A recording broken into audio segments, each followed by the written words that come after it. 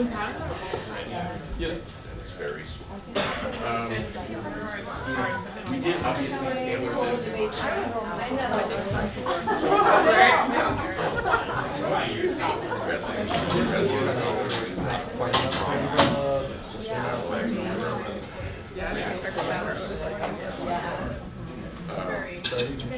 It's Vanessa. What's your name? Oh, nice to meet you. Who are you? Oh, okay, very good. Do you work with the modern before? I have. Okay. I also a book director. Oh, yeah. Should be coming. Yeah. I got. Sunday. Okay, very good. Rogers and I used to be together at Cato. Oh, great. Okay, yeah. You told me that. Yeah. Yeah, it's probably like tries to not focus too much on it for obvious reasons, but yeah. I promise. So now we can have outside. Well, Robert was an excellent Cato, so. Yeah, I think, but I've already asked everyone to take their seats. So. Yeah. Good to see you. So you're going.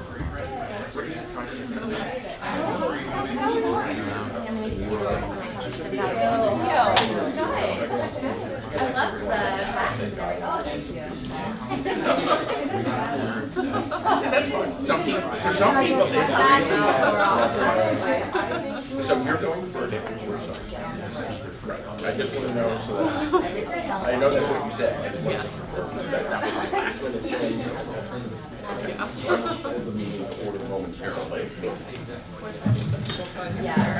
If everyone can take their seats, we'll be getting started in about a minute or two.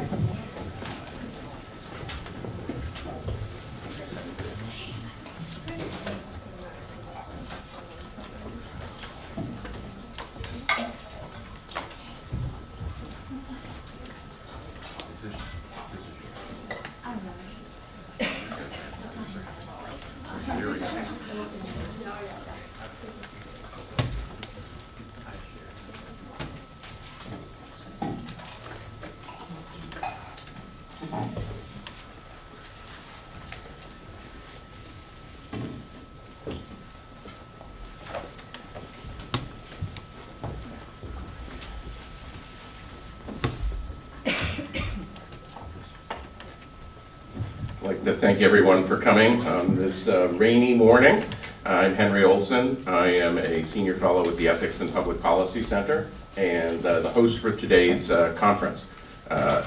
Conservative principles have been debated on public for at least 65 years, if we date the founding of the modern conservative movement, roughly to the founding of National Review magazine.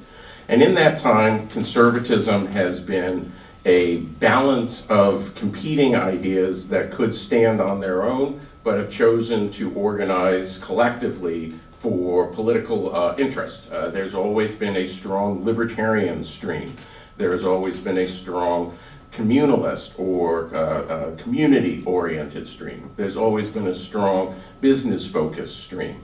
And that means that when we actually debate public policy, there will be people within conservatism broadly defined who will have disagreements because, again, conservatism as a political entity contains many intellectual strains. Paid family leave has become an issue over the last few years in the United States, and not unsurprisingly, it is one of those issues about which conservatives disagree. So we at Ethics and Public Policy thought it might be a good idea to sponsor some discussion so that the arguments within the conservative family can be aired and heard by those who are trying to weigh and wrestle with this issue and decide what is the right thing to do. Our first panel will be the formal debate between an affirmative and a negative. Those on my right, who will be arguing in the affirmative that a federally financed paid family leave program is consistent with conservative principles, and those on my left, who might be the only time they find themselves on the left, who will be arguing in the negative. As with any debate, the affirmative will go first. I'd like to introduce all four of our debaters. To begin, for the affirmative, we have a resident scholar, Aparna Mathur of the American Enterprise Institute, and senior fellow Kristen Shapiro of the Independent Women's Forum. Taking the negative, we have research fellow Rachel Gressler at the Heritage Foundation and senior research fellow Reg Veronique of the Mercatus Center.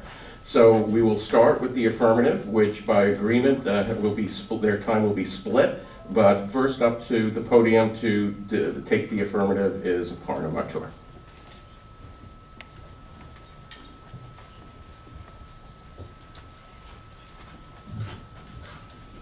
Thank you, Henry. Thank you for hosting this forum. As you correctly point out, I think we've been having a lot of these debates. We think of these as left and right debates, but I think what's interesting about this issue is that there's been a ton of interest within the right and a ton of different positions within the right on the issue of paid family leave. So I'm glad to be here and to use my time to sort of talk about why I think paid family leave is a conservative issue, why people on the right need to be talking about it more. And why it actually is in line with conservative principles. So one of the, I'm glad Henry mentioned sort of, what's the founding of conservatism. I think, when I read what was the essential underlying principle behind conservatism, it was the idea that individuals should have natural rights, should have individual freedoms, should have the ability to flourish within a society that provides them the basic protections and the basic ability to do that. It's about improving economic opportunity for all the people in society. And that's how I got interested in the issue of paid family leave. When I was looking at sort of women's economic opportunity and looking at how we adopt policies that enable people to prosper and thrive in society, one of the biggest stumbling blocks was paid family leave. The fact that we now live in a society where women are constantly being forced to choose between, should I be working? Should I stay home because I have caregiving responsibilities? Do I need to drop out? What choices do I have? And I find that people are often making constrained choices. People are restricted to making certain choices because of the lack of accessibility to these to policies like paid family leave, affordable childcare. We could go on and on. So when I think about paid family leave, I think of it as completely in line with conservative principles. If we had a policy that enabled people to make better choices, this is not about telling them you need to be at work or you need to be at home, but open up the choice. If you have access to paid leave, would you choose to go back to work? Would you be able to stay home and spend longer, time at home with your family? Can you provide that care to the child who is just a newborn, who's in your house? Can you make all of those choices in a free and unconstrained way? I think paid family leave actually is more pro-choice. It lets you do that in a way that having lack of paid family leave actually constrains choices for families. So to me, fundamentally, it's about individual rights and individual expression and individual human flourishing. A second reason why I think conservatism is completely, should support this policy is that it's pro-work and pro-family. As conservatives, we always we want people to be able to go out there and do work and earn dignity. A lot of people get, they feel independent, they feel that they're contributing to society when they're able to work. But if you don't have access to paid leave, a lot of women, I think the latest data show about 20% of women are dropping out after having a first child. And if you have access to paid leave, a ton of research shows that people are actually, women especially, are able to come back to the workforce, they're able to continue on their careers, they're able to reduce the pay gap between their husbands and themselves. They're able to continue to provide care to their child, so it's good for maternal health, it's good for children's health, it's good for bonding between the parents and the child. So for all of those reasons, it's pro-family and it's pro-work. And I think another reason is that it's really, the lack of paid leave is hurting the most vulnerable amongst us. And again, that's a principle that's very much in line with what conservatives want to espouse. We talk about, we need to do more for the most vulnerable. We need to do more for the most disadvantaged. And yet this policy that tends to, be more accessible to people who are upper and middle income tends to often get lost from the debate, because the workers who are hurting the most are the ones who are very low income, who are working part-time jobs, who are not doing, who don't have access to these policies through their employer, who are trying to make ends meet. So again, a policy that would be better targeted towards those low-wage workers is something that we need to be talking about. And finally, a lot of times we have this debate because we say, well, what's the right way to do it? We can agree on the principles. We can agree on, yes, it's a pro-work, pro-family, it's in line with conservative principles, maybe. But how do we do it? We don't want a new tax. We don't want to do it. And what I would like to say, as part of my, the work that we did through the AEI Brookings Working Group on Paid Family and Medical Leave, was to actually look at the design of these policies, was to say, well, how do we do it in a way that's market friendly, that allows businesses to not face an additional burden of offering these policies, but at the same time is also beneficial for the worker. We have a system today where few businesses are offering paid leave voluntarily through their, through work. It tends to be larger businesses. It tends to be, workers who are relatively high income. But it isn't the small businesses. It isn't the, the low to medium size, the small to medium sized businesses, because they can't afford to do it. And I think that, there's nothing, we shouldn't be shaming those businesses. I don't think that's the right attitude. But we can be telling them, well, there are better ways to design this policy so that it's not an additional cost on you. So I think the correct conversation on the right should be, how do we do it? How do we adopt these policies in a way that is in line with our principles, that gives us a voice in this conversation, instead of saying, well, this is not something we need to debate, this is something that the market can handle. Because 26 years after FMLA, we recognize now that there is a failure. There is a market that's not working for a lot of low-income households. There is a market that's not working for a lot of middle-income households. And it's time we face that and said, well, what is our response to it? Let's not shy away from the conversation. Let's put a stake in it and let's talk about it. And that's where we are. It's not about doing this the right way or doing it, there's one perfect way to do it, but at least engaging in that debate is key to solving this issue. Thank you.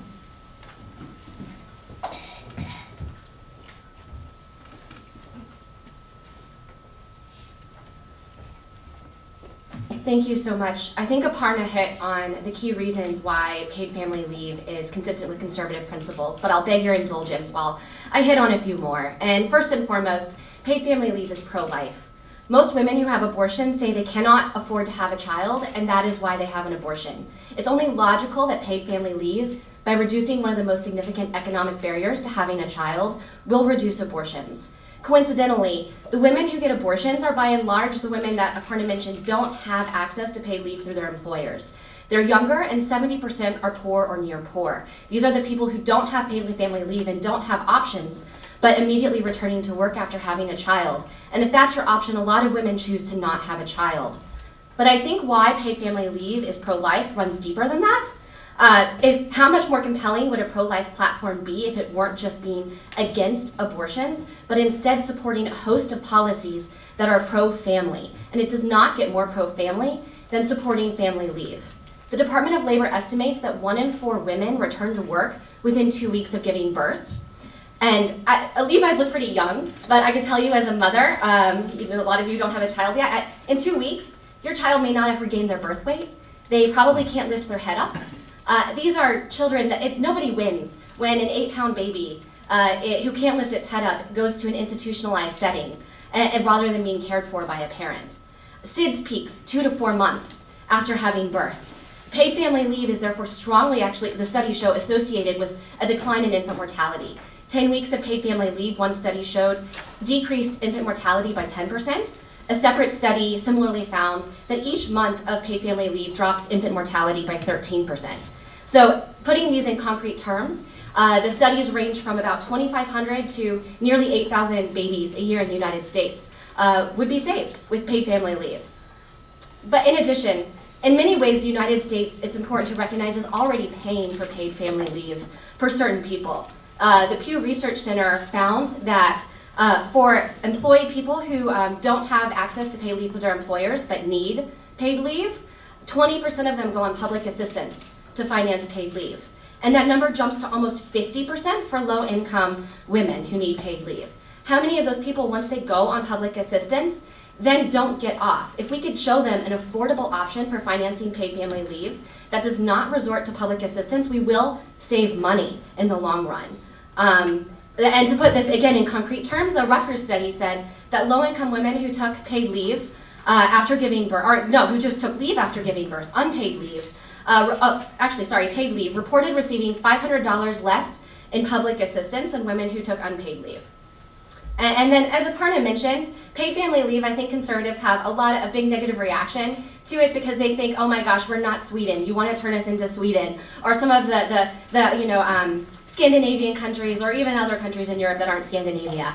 But as she mentioned, and I don't want to get into it because I believe the next panel will be overviewing some of the conservative ideas to support paid family leave, but it's not Sweden. There are ways to support paid family leave that don't involve new taxes, they don't increase government spending, and they don't put mandates on businesses. And that is in fact why I think it is absolutely crucial for Republicans to lead the way on paid family leave. Because if Republicans don't, then the only option for paid family leave out there will be policies that would turn us into Sweden. And then finally, my high school debate coach said, it's about the judge stupid, you always tailor your argument to the audience. And so I would be remiss if I did not point out, even though it's not a grand philosophical point, because I assume many of you are congressional staffers, paid family leave is really popular, including amongst conservatives. IWF, the Independent Women's Forum, just commissioned a large national poll, and approximately 3/4 of voters support a federal paid family leave policy. And you would think that number would drop significantly for Republicans, but no, actually 60% of Republicans support paid family leave. Only 16% of Republicans are opposed. And if you're thinking about moderate or swing voters, about 75% of those individuals support paid family leave, only 8% oppose. So if conservatives can lead the charge on paid family leave, it will be a win for dropping infant mortality, it will be a win for conservative principles, and it'll be a win for your bosses. Thank you very much, Kristen. And now for the negative, we will have Veronica Rouget. Good morning, everyone. Thanks for coming this morning. The reality of my life is that I thought this print was big enough, but it isn't. So I'm going to have my glasses. So the question before us today, at least the one on the invitation, was, is paid family leave consistent with conservative ideas? And obviously this is a no-brainer. Absolutely. Voluntary and privately provided family leave benefit is consistent with conservative ideas. I mean, there's no denying the benefit of family leave and to families and young parents. And in many ways, companies totally understand that they gain from providing this type of benefit to their worker, as it leads to more satisfied employees, lower turnover, and higher productivity. So yeah, paid leave as a benefit is great. And so is a 25% minimum wage. If we live in a world where there is no cost, no trade-off, and the reality is optional. So if the question today before us is actually, is the federal provision of paid leave a conservative idea, the answer is a resounding no, and here are a few reasons. First, as I said, it is not the role of the government to provide paid leave, and it's definitely not the role of the federal government. Besides, federal paid leave policy could never serve workers as well as privately provided policies negotiated between workers and employers based on their own unique needs and circumstances. And in some cases, it means no leave, all cash. Second, it is actually unclear what conservatives want family leave for. They keep arguing that there's no paid leave, but actually according to government data put together by Vanessa Brown-Calder when she was at the Cato Institute, different sources, very respectable, you can go check them. Actually, women reporting getting paid leave one way or another go between 45% and 63%. This is an increase, by the way, of 280% since the 1960s. And Also, as a result, the number of women who actually drop after having their first child and don't never go back to work has actually dropped significantly too. In the real world, when business can afford to pay family leave, they increasingly do so when they feel optimistic about their bottom line, as hundreds of companies felt after the announcement of the tax reform in 2017. They announced that they will extend their existing policies or even start creating new ones. In fact, Target recently just announced that it was going to extend its paid leave policy to its part-time employees. The good news is that actually when these companies extend, what we've observed is that it doesn't just go to the people it used to go to, which was highly educated people. Because according to a report by the President Obama CEA, 72% of paid leave went to highly educated women. When companies expand, they actually start going to hourly workers and low-wage workers. So that is not to say that we should be surprised then that in spite of this dramatic increase in paid leave, there are still workers who actually don't have access to paid leave. Men and women who usually don't benefit paid leave are historically lower income women and hourly wage workers who often don't even qualify for the current 12 weeks of unpaid job protected leave through the FMLA of 1993. They are the same workers who often prefer to take their leave as paid cash rather than part of it in a fringe benefit. And that really actually matters. Trade-offs do exist. Whether paid leave is provided privately or through the government, there's always trade-off. And that brings us to our third reason to oppose government provision of paid leave. In the real world, there is no free lunch. While the need to implement a paid leave policy at the federal level is said to be necessary to bring the United States into alignment with other industrial countries, all of which have mandated paid leave, in reality, such policy would simply mimic a policy that has already backfired elsewhere. There's a large body of literature on the negative impact of government paid leave on women's wages, their ability to get promoted, and their overall employment. These negative consequences also include higher taxes, like the payroll tax, which are highly regressive, and they are particularly punishing for low-skilled women. You just can't wish these facts away. And in fact, talking about polls and support, when women are actually presented with those trade-offs which are inherent to the provision of paid leave, their support for paid leave actually collapses. When you start telling them, how about getting promoted less? How about less cash pay and more fringe benefits for sure? How about maybe fewer hours? Their support goes down. This is the real world, and people understand trade-offs when put before them. Now, conservatives generally understand the negative impact of government mandate and federal spending, which is why they have put their support recently behind the idea of using Social Security benefit to finance paid leave. It's a very popular idea among some conservatives. You will hear about it in the next debate.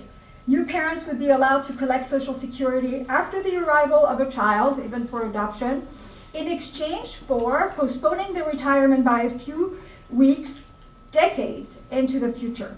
This option, we are told, is really conservative and should make us feel good because it doesn't require an increase in the payroll tax, and over a 75-year period, it's actually revenue neutral and it doesn't have a mandate, right?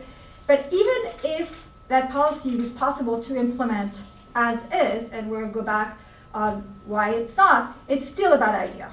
I mean, Social Security obviously has a lot of problems, yet it has one quality that fiscally responsible people should care about.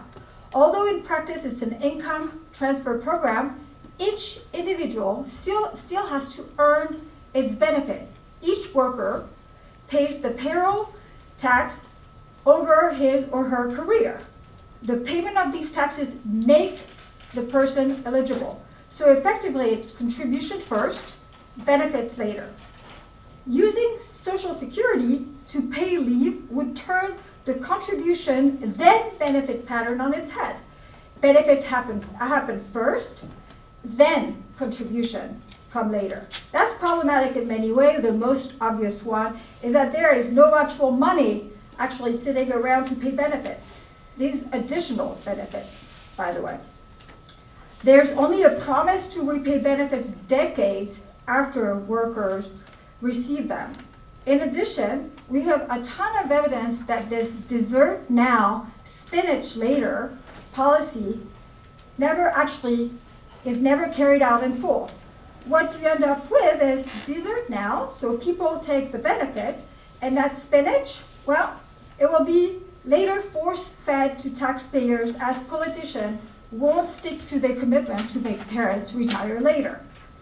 There are a few reasons for this, right? You can't tie the hands of future Congresses. Today's politicians are weak, future politicians are going to be weak too. And last but not least, Social Security faces massive deficit and the prospect of a 20% benefit cut in 2035. So big spending cuts are already coming our way. The bottom line is that while on paper and over 75 years, the provision of paid leave benefit through Social Security looks as if it doesn't grow the size of government, at the minimum, we can all agree that it grows the scope of government, something that shouldn't actually, that I didn't realize was really a conservative value, but times change. In addition, it will add, as I said, plenty of spending in the short and middle term through Social Security, because it's going to take decades for the repayment in the form of later retirement take place. And of course, one wonders what else Congress might want to finance using Social Security benefit is if a family leave plan creates that possibility. Now, I want to talk about something that should really be important to conservatives. As Henry has told us, there's a strong libertarian streak in the conservative movement, but also a community streak.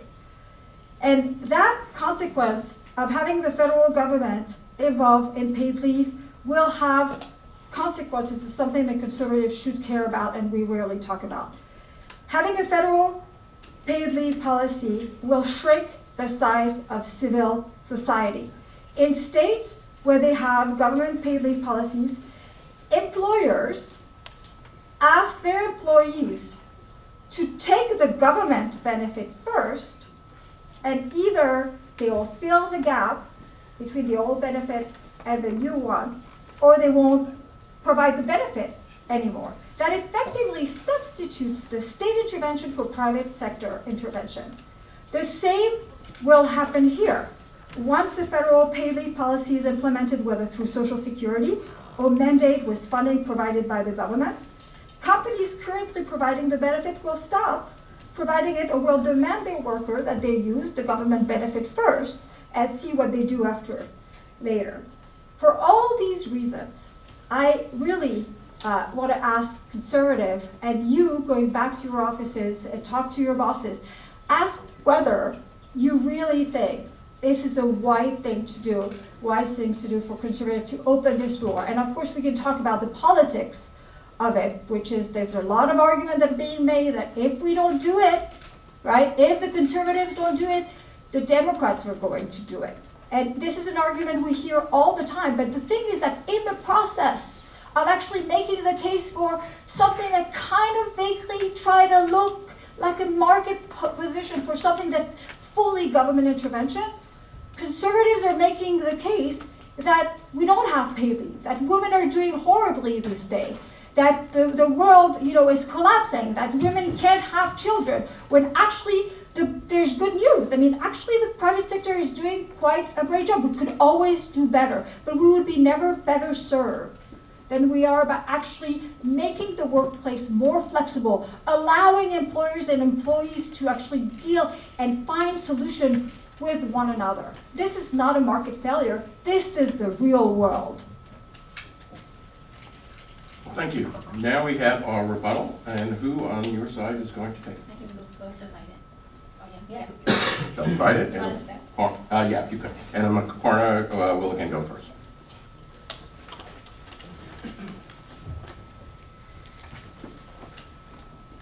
Thanks, Veronique. It's always helpful to hear from Veronique because there's always this case about why government intervention is bad and we shouldn't be talking about it. I ask you why. Why is government intervention bad?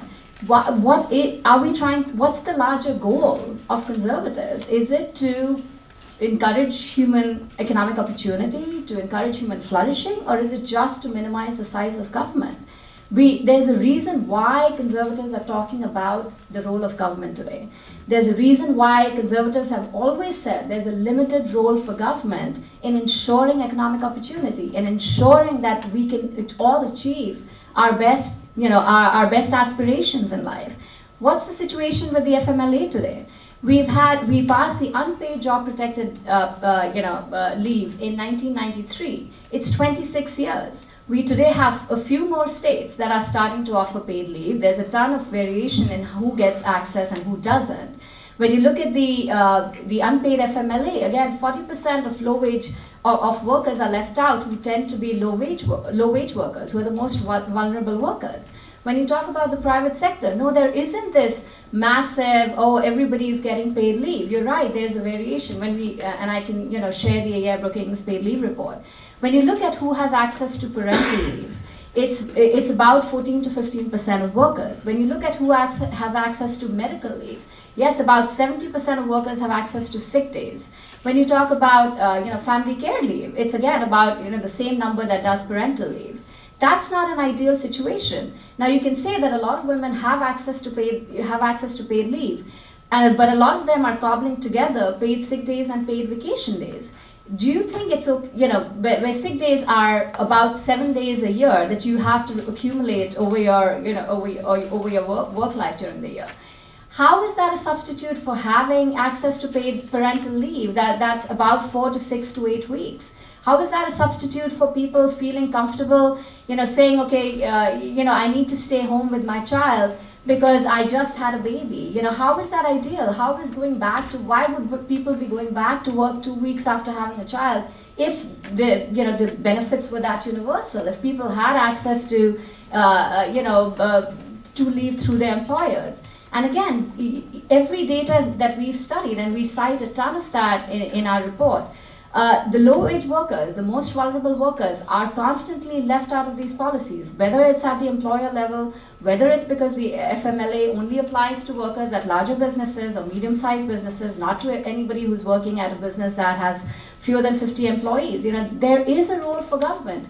This is exactly where the government needs to step in and say, okay, we need to figure out how do we make this work so that everybody who needs access to the policy has it? And again, I'm not for a generous government, when nobody's talking about make us like Europe, don't give anybody 52 weeks of paid leave. That is the average for paid parental leave when you look at paternity and maternity leave. Who's talking about that in the US? People are arguing here for 6 to 8 weeks. In every state that has done paid leave in the US, we've had about 6 to 8 weeks or 4 weeks. The most generous policies have been 12 weeks. There's no comparison. All of the effects that we see on women being discriminated against, women not, rising up the career ladder, those studies come from countries where people have had a year of paid leave. Yes, maybe they're willing to make those choices. But even if you had a 6-week policy and you felt that, I need to get back to work, nobody's stopping you from doing that. So I think at the very least, we have to say we have to provide choice. Let people make those choices, but let them have the choice. How can you say we won't give you 6 weeks because we're so worried that there will be discrimination against you, that you will not be able to rise up the career ladder, so let me not give you parental leave when you need it? What's the choice? What's the alternative? That either I'm going to quit or I'm going to decide, okay, my employer is not willing to do this for me. Can I leave, come back to the labor force? We know all the, the long-term adverse consequences of women doing that. How can we sort of close our mind to that and say that, there's no failure. Everything is working great. Women are doing well. Everything is going great. We don't need, we don't need any kind of intervention. Now, when it comes to cost, absolutely, there's a huge cost to providing paid leave policies, which is why, again, as part of the AER Brookings Working Group, we said, okay, we've put together a cost model. We said, let's look at what the cost is of providing each type of policy. Nobody wants to ignore the cost. Every business that you speak with says, yes, there is a cost to us of providing this additional benefit, and especially if you're a small business. So how do we do it so that small businesses want to opt in? How do we do it so that employees who work at these businesses still have access to paid leave, but it's not a burden on the business? I think those are the right questions to ask. Those all deal with the design of the policy. But it's not a debate about whether or not we should have the policy. I think it's time we move forward from that and said, yeah, I agree with the basic principle, but how do we do this? How is the private sector supposed to do this? If you don't want the private sector to do more and you don't want the government to step in, what's the solution? Everybody doesn't have a relative who will come and say, okay, I'm going to look after a 2-week-old baby. That just doesn't happen. So you need an institutional setup.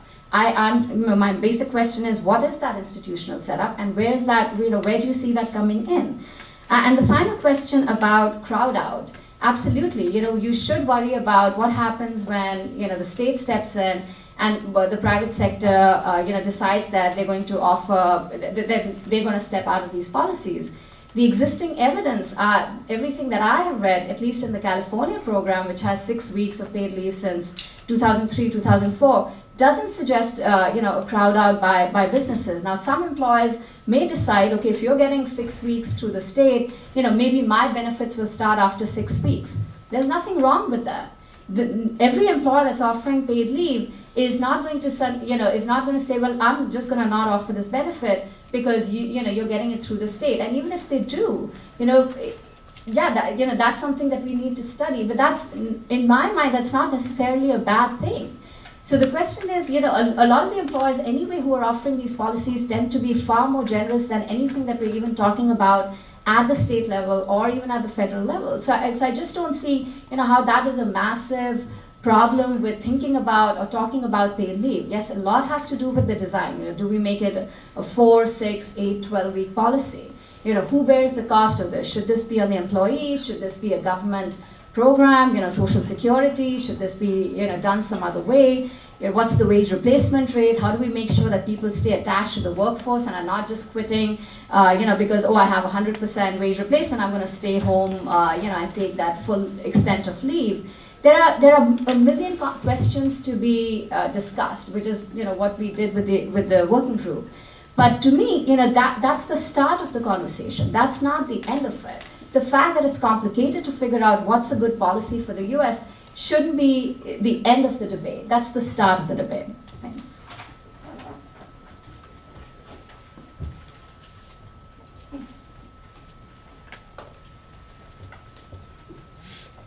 I completely agree with Veronique that it's best to, in an ideal world, businesses and their employees will decide what's best for paid family leave. And we don't need a new government entitlement, with a huge payroll tax and a year of paid family leave. That's not something we need, and no one in this room is arguing for that. But I do think we need to do something. Taking Veronique's statistics at their best, 40% of women would still lack access to paid family leave after having a child in the United States. And that is why we see about 50% of low-income women return to work 2 weeks after having a child.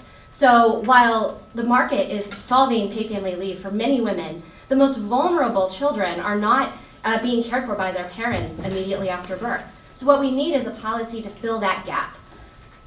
I want to focus the most of my rebuttal on defending what Veronique mentioned, the Social Security idea. This is an idea that was drawn from a paper I published for the Independent Women's Forum. And the idea is simple. You give new parents an option to pull forward about 12 weeks of their Social Security benefits after having a child in return for deferring the collection of their benefits in retirement. So essentially, you're just giving parents a choice to collect benefits at a time in their life when they might be more useful on a completely voluntary basis. It doesn't increase the total benefits they'll get over their lifetime. The program over its lifetime is cost neutral.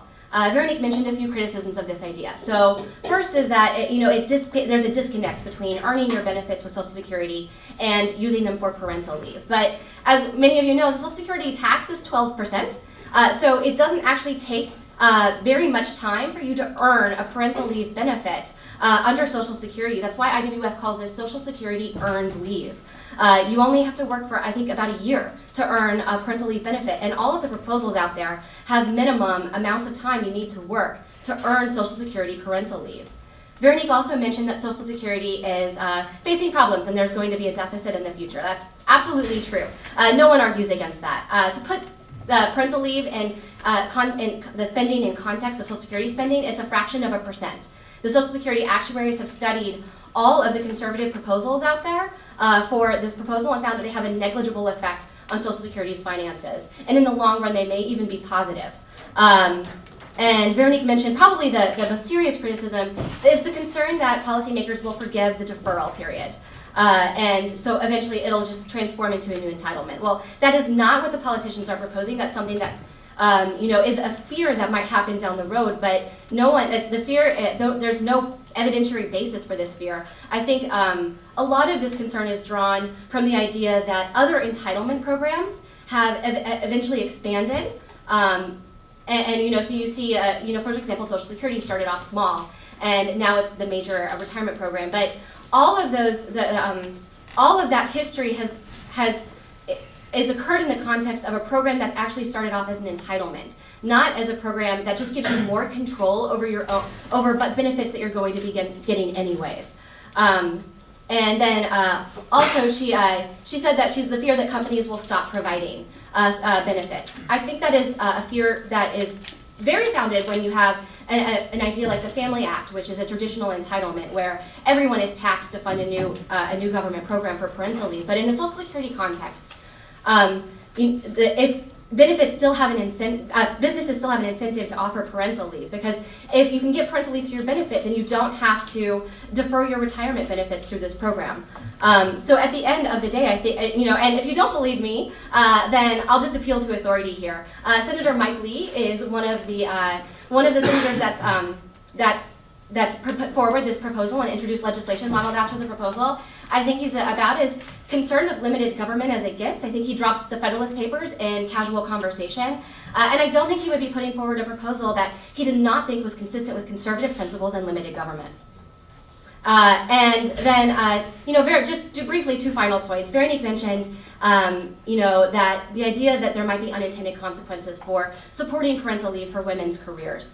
The overwhelming evidence actually shows that supporting family leave supports women in the workplace, that if women don't have paid family leave, and what they end up doing, a lot of them, I think Aparna mentioned 20%, they drop out of the workplace because they see it as something that is just not a great environment for them, that's not supportive of their lifestyle choices of having a family. If we could show women a way to stay attached to the workforce, that work and family can coexist, then the studies show that actually, I believe in California, implementing a paid family leave program there increased women's wages, and it increased the hours they worked, and it increased their odds that they would stay attached to the workforce. So this is actually very a pro-work policy, particularly if we could do it in a way that doesn't increase payroll taxes, which is what most conservatives are suggesting. She highlighted some evidence, studies that I believe are drawn from European programs, where you give huge payroll tax to have a year off of work. And there is, even though in many of those countries, the evidence shows that women, on average, still work more because of those programs and stay attached to the workforce. There's some limited evidence that, like the upper end of the income scale, women who are managers are kind of less likely to be managers. I'll just point out that that's not because of discrimination against women. That was because of their choice to take a year off of work. And I think there's a disconnect between what conservatives are saying in the wage gap debate and what conservatives are saying, some are saying in the paid family leave debate. Because in the wage gap debate, we all talk about women's choices and how there's not, if you account for women's choices, that explains the vast majority of the wage gap. And it's not a problem because men and women can make different choices. And I think so too here. In paid family leave, if we have policies that are supportive of paid family leave, women are probably going to make different choices than men. And that will have some consequences, but that's okay. We don't need women to look just like men. And then finally, I'll just mention, You know, as I said, none of just reiterate that paid family leave is not only pro-work, but it's pro-life. No one disputes that here. And so one of my dear friends, who I came to know because of advocating for parental leave, she's as conservative as it gets, a Republican woman from Oklahoma, and she lost her son 6 days after she returned to work when he was 11 weeks old in daycare. And that's how she came to be a paid family leave advocate. And so I'll just use her words because no one says it better. She says, as a Republican, if I were to pick one issue that supersedes all others, it would undoubtedly be life. So paid family leave should have always been a Republican issue. And I think she's exactly right. Paid family leave is a Republican issue. It's going to be best when Republicans lead the charge on this issue so we can have a policy that is pro-business, pro-family, and that helps American families. And with the rebuttal for the negative, Rachel Gressler.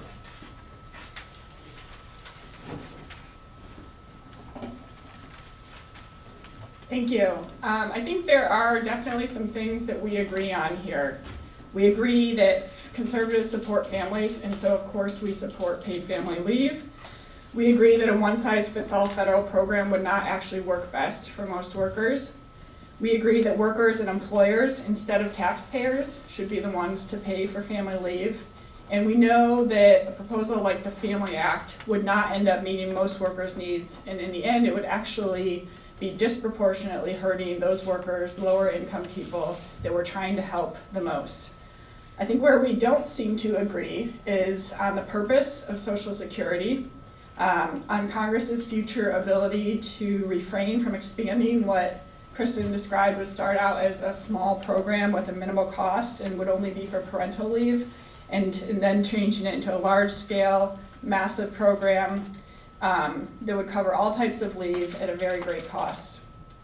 So I agree, the Social Security idea is tempting. I'm talking about this one first because it's the only proposal that we actually have in legislation from conservatives.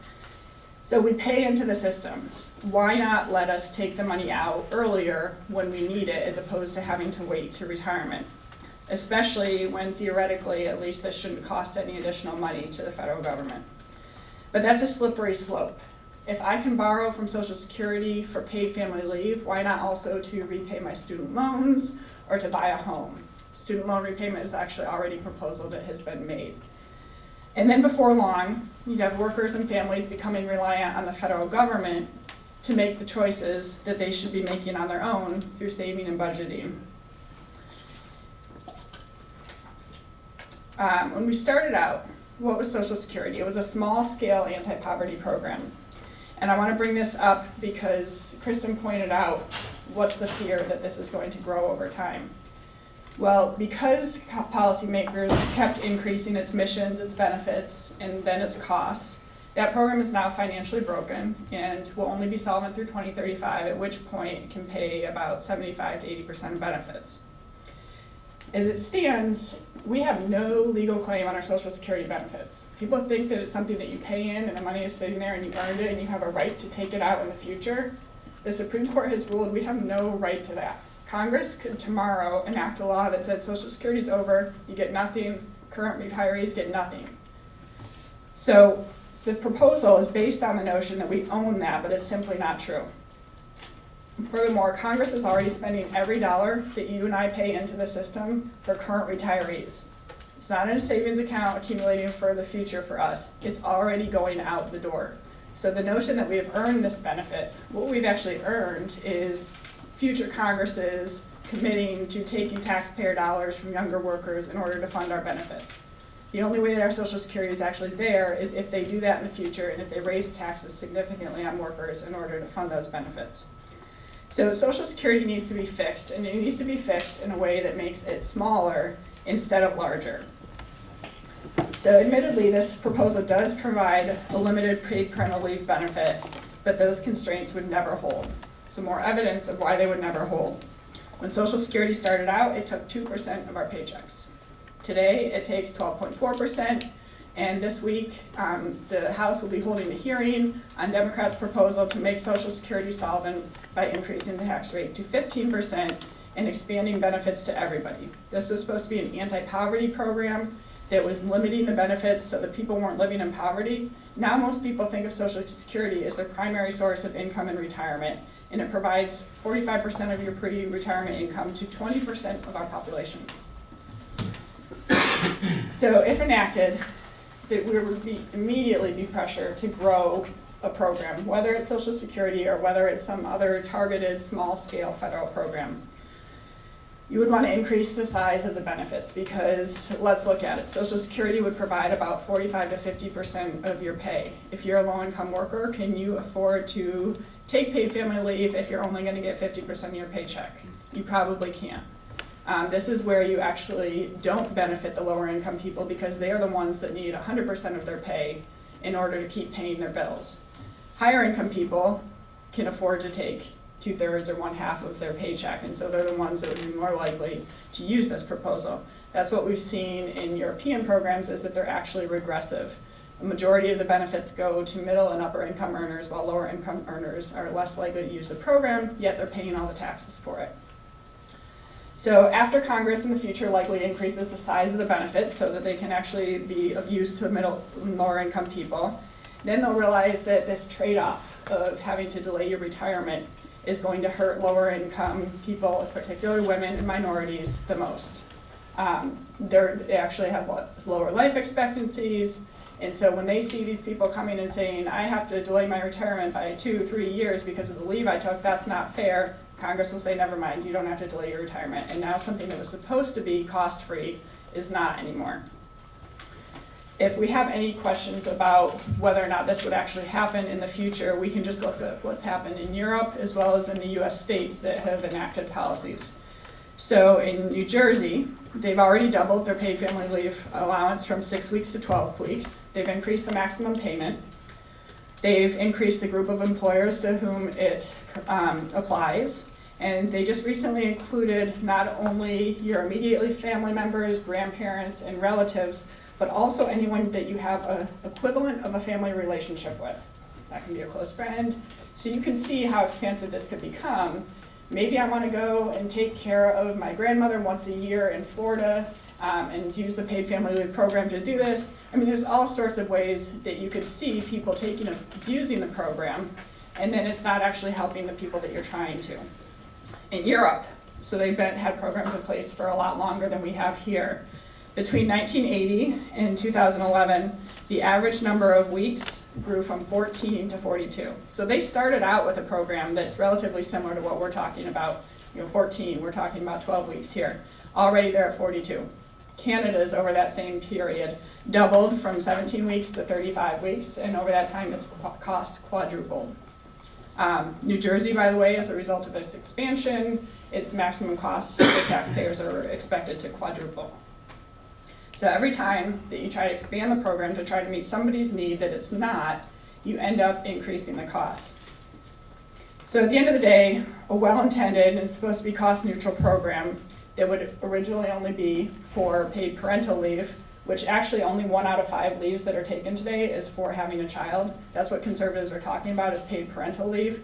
But as soon as it gets passed, everybody else, the other 80% of people that want to take a leave, are going to say, what about me? I need to care for myself, I need to have a surgery, I need to take care of my child, my aging parent, and then you're going to fold them into the allowance. In the end, the cost estimates that are out there is that it would be anywhere between an extra $1,300 and $2,000 per year in taxes for a worker. Now, one of the biggest things we're talking about is choices. Conservatives want people to have choices. But by implementing a federal paid leave proposal, you're giving some people a choice of taking leave that they didn't previously have, but you're taking away $1,300 to $2,000 of income potentially from them.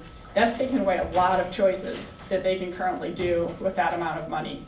And we can never give people more choices artificially. We already have choices today, and women have increasing choices, and I like to celebrate the fact of the gains that they have made. But a one-size-fits-all federal program is not a better choice than what workers have today. They can shop between employers. They can go and negotiate directly with their employer. Maybe they have a state-based program. I think we already have significant choices, and we're seeing those choices increase as a result of women's and men's desires that they express to their employers. In terms of the cost that I did just want to briefly mention here, we're talking about the Family Act that Democrats have proposed. They call it a cup of coffee cost. If you do the math on that, Their proposal would only cover about 20% of the leaves that people currently want to take when the leave is not paid for by the federal government.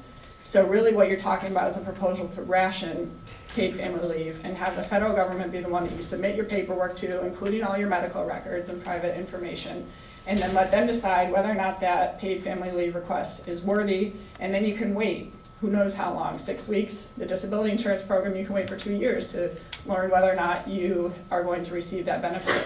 If you think about, in practical terms, lower income people that we're really trying to target here, is this useful to them? If they have an urgent need to go respond to something, is that federal program going to be there for them? No, and they can't take off of work and lose that income if they're going to need to wait 6 weeks or 12 weeks for a benefit to come in. I think at the end of the day, you end up with an expansive program that wasn't what any conservatives intended to have.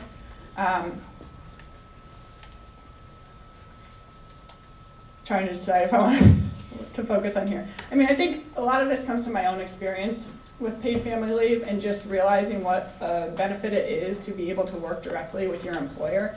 And there's just no way, when we're talking about, is there a role for the federal government here? And should we establish an institution, as my colleagues have suggested, so that there's another choice?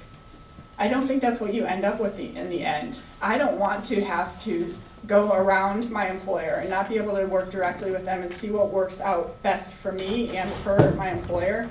I want to be able to interact directly with them, and I want my paycheck to be there as soon as I leave. I don't want to have to go through a federal program. And there's also the issue of lower income individuals. It's a hurdle to have to figure out what are the rules and what are the regulations and how do I apply to this program. It's not something that's actually going to end up working very well for them. Even the Social Security proposal, you think of the administrative burden of that. First of all, are they going to know about it? In New Jersey and California, fewer than 50% of the population knows about the programs, and in New Jersey, only 1% of the eligible people take it.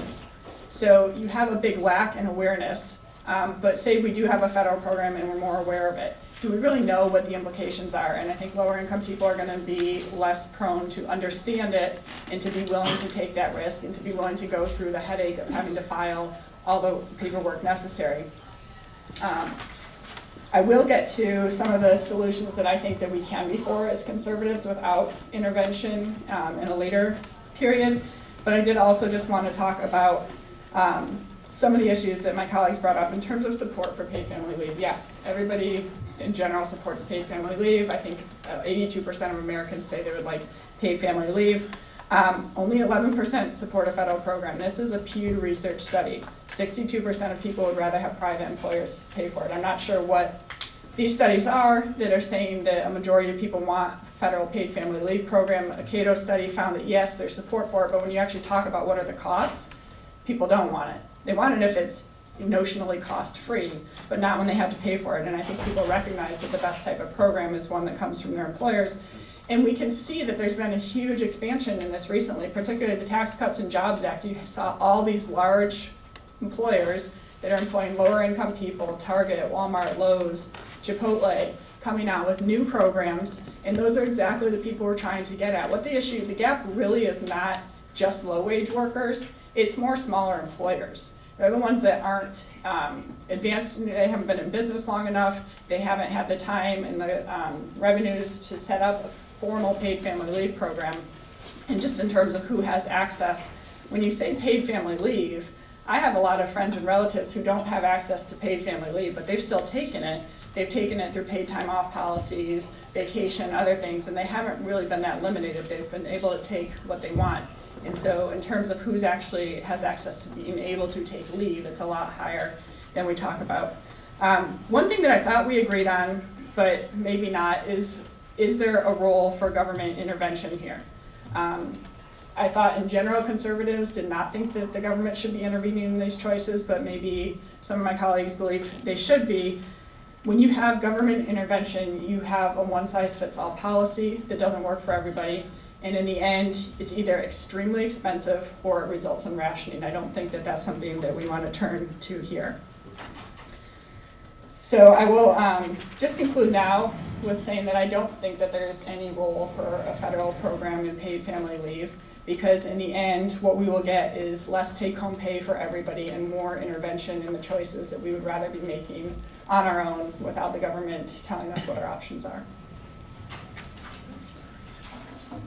Thank you very much. We have a few minutes before we turn over to the audience for the panelists to directly quiz themselves, or if they're shy, which I don't think they will be, I'll step in and quiz them. So I'd like to turn to Parna and Kristen to ask, are there one or two questions that you would like to pose to your counterparts? And then I will ask you for the same, and then we can have that discussion. So first the questions here, then any questions here, and then I will moderate a discussion between you. Yeah, so I guess it seemed to me like, and I don't want to harp on the social security proposal too much, but just briefly, if I'm hearing you all correctly, it seems like while you may not be a huge fan of the proposal itself, most of your concerns stem from what might happen later and what might be done to the proposal. And I guess I have two questions, two sub-questions. One is, in terms of what might happen later, it seems to me like if there is political momentum for a traditional entitlement, that's going to happen regardless of what conservatives do with parental leave. And if anything, if we could show that there's a policy that's not an entitlement that can make parental leave affordable, so it's unnecessary, perhaps it stops the gap. So I'm curious as to your thoughts on that.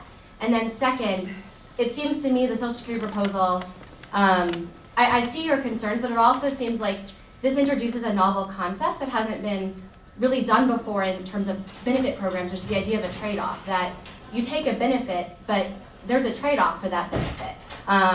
And so that conservatives introducing that trade-off, that people essentially pay for the benefits themselves, could be not expanded on to become a traditional entitlement, but that concept of a trade-off could actually be used to apply to other programs like unemployment insurance, which kind of to roll back other entitlements. And so I'm just curious as to all of your thoughts on that blurb I just said. Can I just add to that? Yeah. I'll start with this. Oh, sorry. Yeah, and just to add to that, I mean, so just a very broad look at, what would you support? So you wouldn't like the government to step in and, let's say, do a payroll tax or have a mandate on employers. We also don't want the private sector to be doing more because we worry about, well, what's the impact on women's hiring and discrimination and stuff like that. We also don't want to reuse existing programs like the Social Security to do paid leave. So what is the solution? Where do you see a solution fitting in? Okay, so very briefly, I can only talk for myself, but I actually I'm not just concerned about using Social Security for what the program would become in the future. I am fundamentally against federal intervention in the space of paid leave because I actually think it is only going, at first it's not the role of the government to do this, and I also think that Social Security is particularly poorly equipped to do this. So my concern about that proposal is not simply about what's going to happen in the future. I'm against this. And the thing is, we can keep repeating, what are we going to do? What are we going to do? What are we going to do? We cannot wish away the fact that, yes, we would love it. Everyone got paid leave. Everyone got high paid. No, everyone got health care. Everyone got all of this. But there are trade-offs for everything. And there are costs for everything. So the debate is not about what we wish, is what we can do and at what cost. And unfortunately, federal intervention into that sphere is going to create distortions into the market that are actually just really not worth the cost, especially for low-wage hourly workers who, as you say, they're already suffering the brunt of this, and it's going to be hurting them even more. Because let's not also forget that the cost of a program like paid leave for employers is not just actually the cost of it, it's also a matter of time. Right? And you can say everything. You don't have to paint employers as being evil and just ungenerous, who don't like their employees or don't care for their welfare, to understand that for small businesses, it is actually a real cost when you have people leaving for 6 weeks, 12 weeks, as much as they would like to be able to provide it. So it's not just a matter of paying the cost. Even if we could pay the cost without waving a magical wand, money falls from the sky, there's no trade-off, no consequences, there's still this matter of time. And it pains me that we can't just wish away all of these things. But it's a reality. I keep hearing you guys talking about all the stuff that you would love, and I would love it too. You know, it's like, yeah, wouldn't it be great if everyone had, if it was all rainbow and unicorns all the time? But we live in the real world, and we have to be very honest about the fact that even those things that we think are beneficial do not necessarily mean the government has to be providing them. And also, they have cost. They have real cost. And I'll stop with the politics for a second and the expansion into the future. It is indeed one of my big concerns. We keep talking about Europe as like 52 weeks of vacation or whatever. I come from France. They don't have 52 weeks of vacation. And yet, the impact and the distortions, are quite severe there. Now, granted, it's not the only thing that they do. But as for the politics of it, and the notion that it's going to stay constrained and it's still going to look like a program that's extremely appealing to conservative, I actually don't buy it. Even the two of you don't really agree. Aparna, you would consider an increase in the payroll tax, and Kristen, you wouldn't. So there's a consistent in the conservative movement for actually higher taxes, and the notion that the one that will prevail is the one that conservatives, small government conservatives want, is just, I think it's unrealistic. I have a quick. Oh, sorry. Can I respond to your questions too? In terms of Social Security, my objections to it is twofold, because looking at the nature of the program, we're talking about treating it as something that it's not. We don't own it. The money's going out the door today. We didn't earn it. And we need to fix the program, and we need to fix it by making it smaller rather than larger. But what we're talking about is adding a new benefit so that people can become even more enamored with the program and not want to do anything to change it going forward. And so I think it hurts our prospects for actually solving one of our biggest fiscal problems going forward. And moreover, if I were going to put something that I wanted to expand anywhere, it would be in Social Security. As I said, it's kind of America's favorite program. Nobody wants to touch it. It's the third rail of politics. That's the best place to get the program in, start it in the door, and then expand it over time.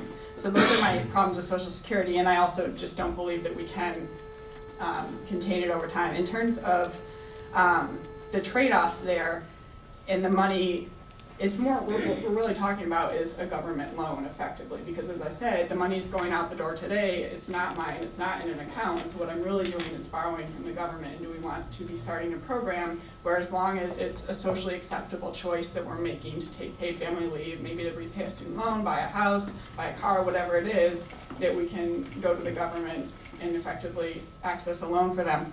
In terms of the things that I do support, pro-growth policies, Tax Cuts and Jobs Act, and ended up with more paid family leave. The more money that you put back in workers' pockets and in businesses' revenues, the better able the businesses are to provide paid family leave, and the more money that workers have to take it. The reality is the cost of paid family leave is what it is.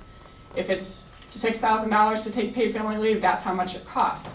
That individual can have those costs in terms of being able to take home more of their pay and save up over the lifetime, or they can have that money taken away from them and not have a choice over what to do with it. And so, cost being what it is, I think individuals are better off having that money of their own.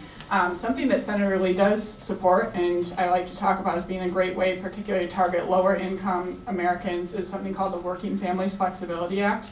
And what that does is it just lets low-income workers who are paid hourly wages, who receive overtime, choose whether they would like to take overtime pay at time and a half or overtime paid time off at time and a half. A lot of people don't realize this, but federal law currently prohibits private sector workers from having that choice. It allows it for public sector workers. So that's something that specifically gets at this group that we're trying to, lower income workers, without a new government intervention, instead taking away a regulation that's there. Universal savings accounts, that gets at the middle and higher income group. Anybody could save into an account that's not just for retirement, not just for college.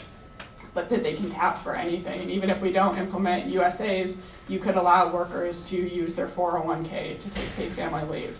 Having a payroll tax credit for private disability insurance is something I've talked about with regards to that program.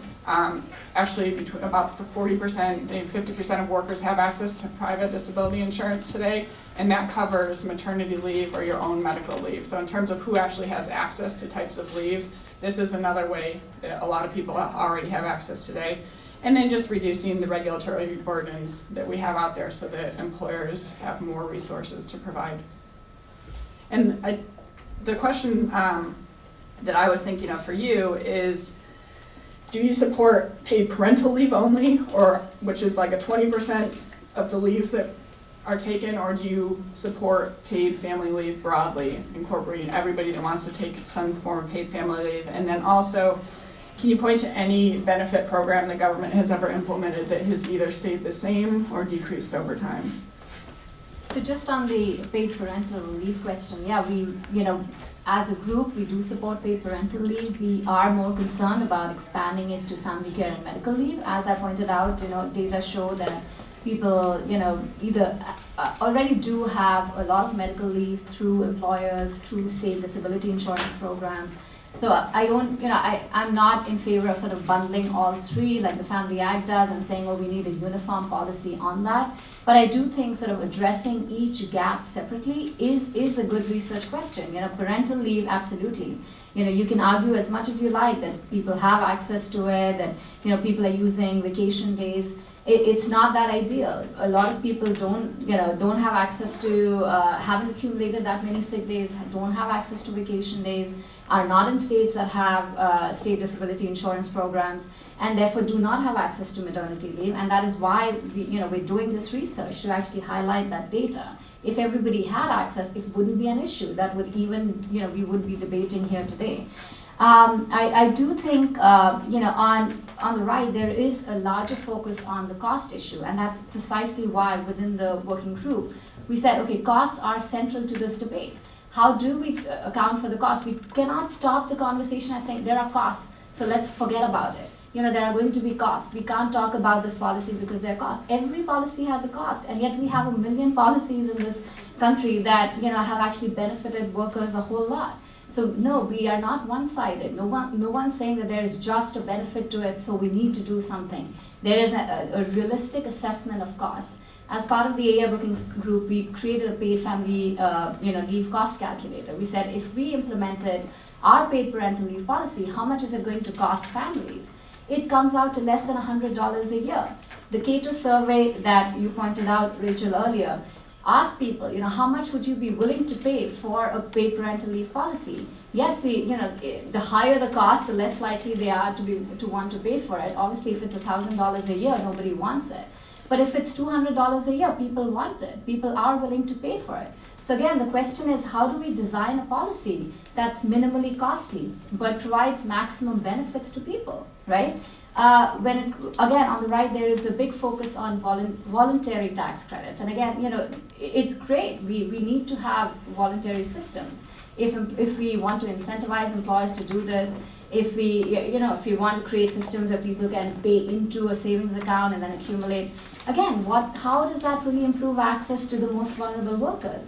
No tax credit, there is no research study yet of the Fisher tax credits. And a lot of times they are also left wondering, who is this going to appeal to? A lot of companies are already offering policies, and yes, very likely they will avail of the tax credit. But a lot of small businesses are not going to jump in and say, oh, this is huge. I'm getting a 12% tax credit because I'm letting my employee take 4 weeks of leave. So again, we have to be realistic about how far these policies are going to go. And if they're not reaching the workers we really set out to reach, then we have to figure out ways to do it. Savings accounts are not going to work for the lowest income workers. They're not. If that were true, people would be using that today, and we wouldn't see the issues that we're struggling with today. So I think even on the right, there has to be a response to, yes, there is a cost. What is that cost? How do we help overcome it? Can it be a cost on employees? This is an earned benefit. Can we put the tax on employees? Can we put the tax, can the government help subsidize some of these costs? Is that a more realistic way to do it? So again, I would say don't stop the conversation there. Let's talk about it. I completely agree, and I had one question because you mentioned taxes and the Working Families Flexibility Act, which I kind of see as a federal paid leave policy. So I was interested actually in studying for the debate that you supported it. Although I definitely see why that's not like a criticism, I was just interested. But I wonder, just how much daylight there is between us. So I was wondering, what if it were not a federal paid leave program were not phrased as like giving parental leave benefits to parents, but instead a 1-year tax abatement, like either from the payroll tax for new parents, which effectively could provide them the same amount of money, but it would be sold or phrased or framed as a tax abatement on the payroll tax. If that would be something in return for a deferred retirement or whatever is necessary to offset the cost of the lost tax revenue. If that would be something either of you would support. I think that's an interesting concept, and I like it more than the other proposals that we've talked about, the Social Security one. But where we have to consider the implications are if we're talking about letting people not pay their Social Security tax for 1 year. I've done some math on that. I think you could take about 4 weeks of paid leave. But what that does is it provides a huge windfall benefit, and we're trying to only target the people who don't have access to leave now and who would not otherwise be able to take it. If there's a proposal that lets anybody take that gap in paying the payroll tax, they're all going to take it. I would have taken it 6 times now, and I didn't need to. And so this is a big benefit, and you're driving up the cost, and okay, we're going to drive the cost up, we're going to make it universal. That means higher taxes. The higher taxes are going to go across everybody. And I've heard the Democrats talk about this, and they wave a dollar bill in the air and say this is going to cost only the cup of coffee a week, whatever it is. First of all, I don't think that we all have a concept of what it is if you are living in poverty or working in a really low-wage job, what even $5 out of your paycheck per week can result in. If you are spending every dollar that you earn, having even a couple more dollars come out of your paycheck can have a significant impact on lower income individuals. And then is the cost really just that? I mean, you talked about $100 for the average family. It's pretty simple to look at the math. What does that cost? We know that about 20% of people in any given year want to take a paid family leave. So basically you pool 5 people together, that's going to fund 1 paid family leave. If you have $100 that they're each paying, you've got $500. If you make $50,000 a year, how much does that $500 let you take and leave? 2.5 days. That's not 6 weeks, that's not 12 weeks. So we simply can't fund a program with the small level of taxes that everybody's talking about in order to get support for it. You really need to have something closer to $1,000 to $2,000 per year per person. If I can just correct that, we're actually modeling the paid parental leave policy for 8 weeks. So that's an actual cost estimate of our 8 weeks. Okay, but that means that it's going to have to be a rationed policy. That very few people that want to take leave can take it. Universal. But how? It's targeted at the lowest wage workers with a 70% wage replacement rate, but capped at $600 per week. So there is a it's gap paid that's for focused by payroll tax. Yeah, so payroll tax, which is highly regressive.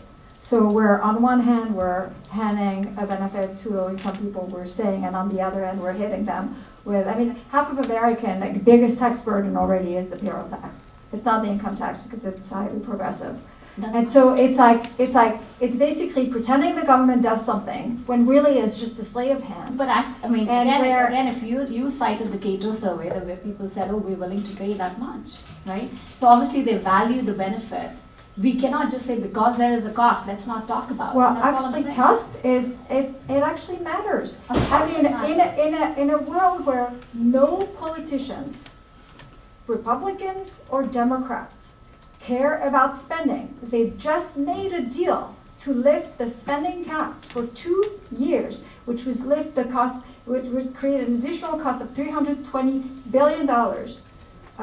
Supposedly that's a great victory for our military. It's actually not a great victory for taxpayers. In a world where no one wants to talk about reforming entitlement spending, where no one wants to talk about the driver of our debt, no one wants to talk about the fact that our deficit is exploding as the economy is growing and good things are happening, where actually politicians are highly irresponsible.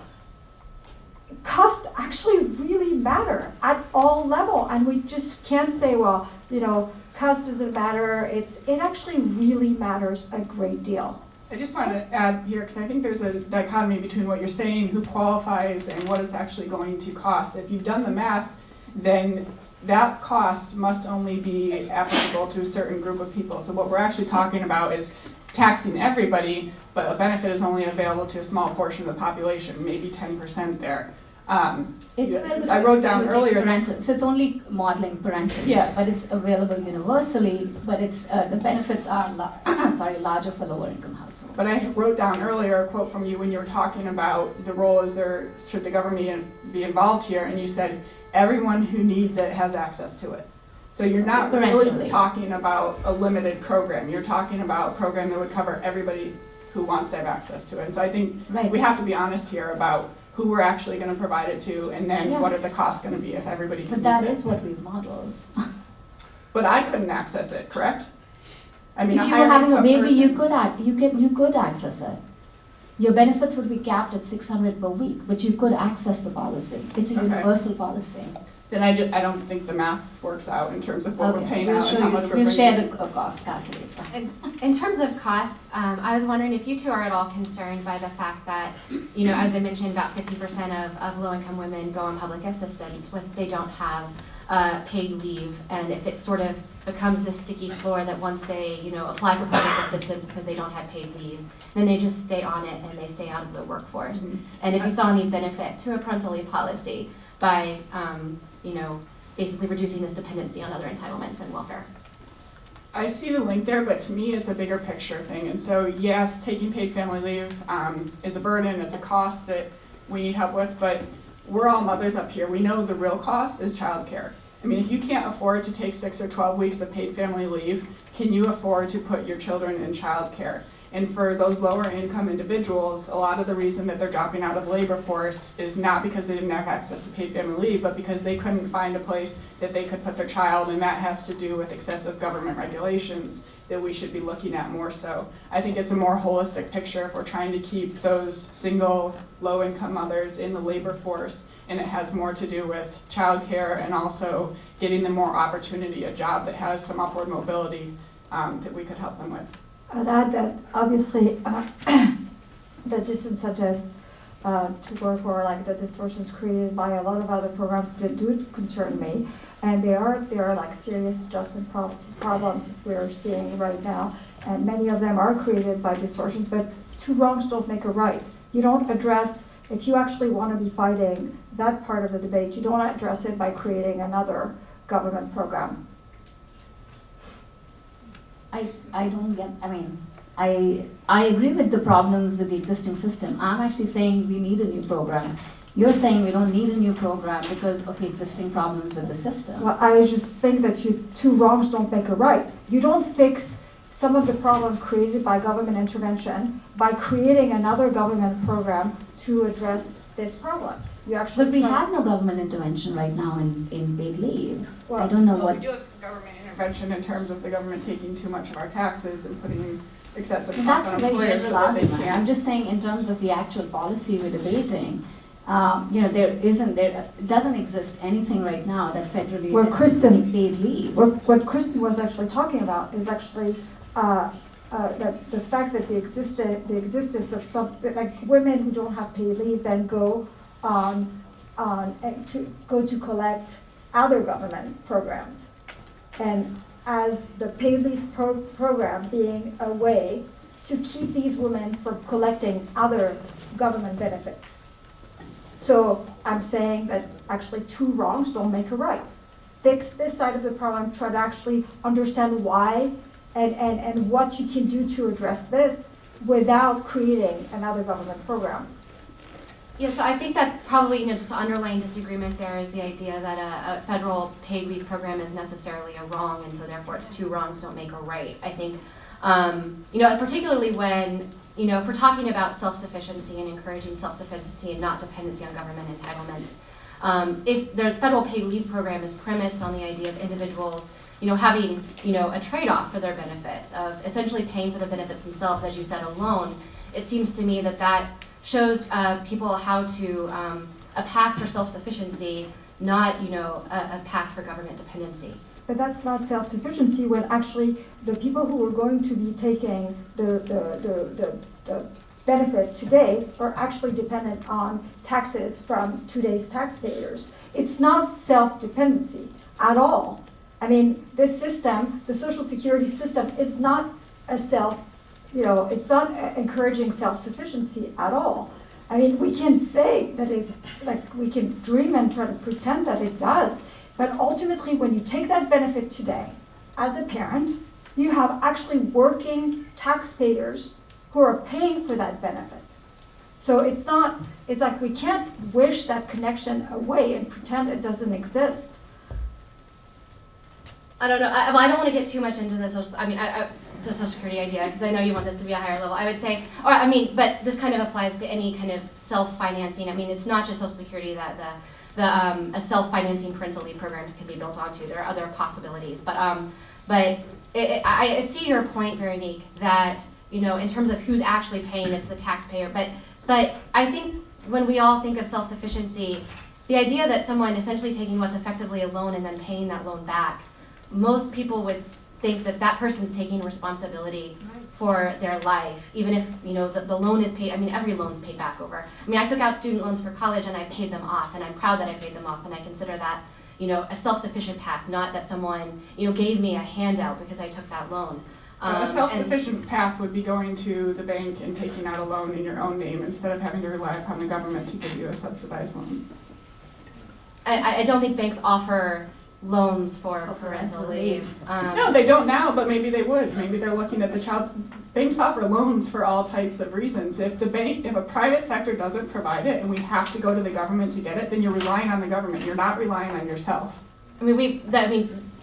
Basically, the need for parental leave has come since women have entered the workforce and we've had two-income families, and there have been decades for the private sector to offer loans for parental leave. I will give a shout out to short-term disability insurance, which offers, the problem with short-term disability insurance and why you can't really have a thriving market there is I think you get a lot of, the vast majority of people sign up for maternity leave, and people who sign up like the year before they have a baby, and then they cancel the policy. So the premiums it's just market-wise, the premiums are so high that it doesn't become an affordable option. So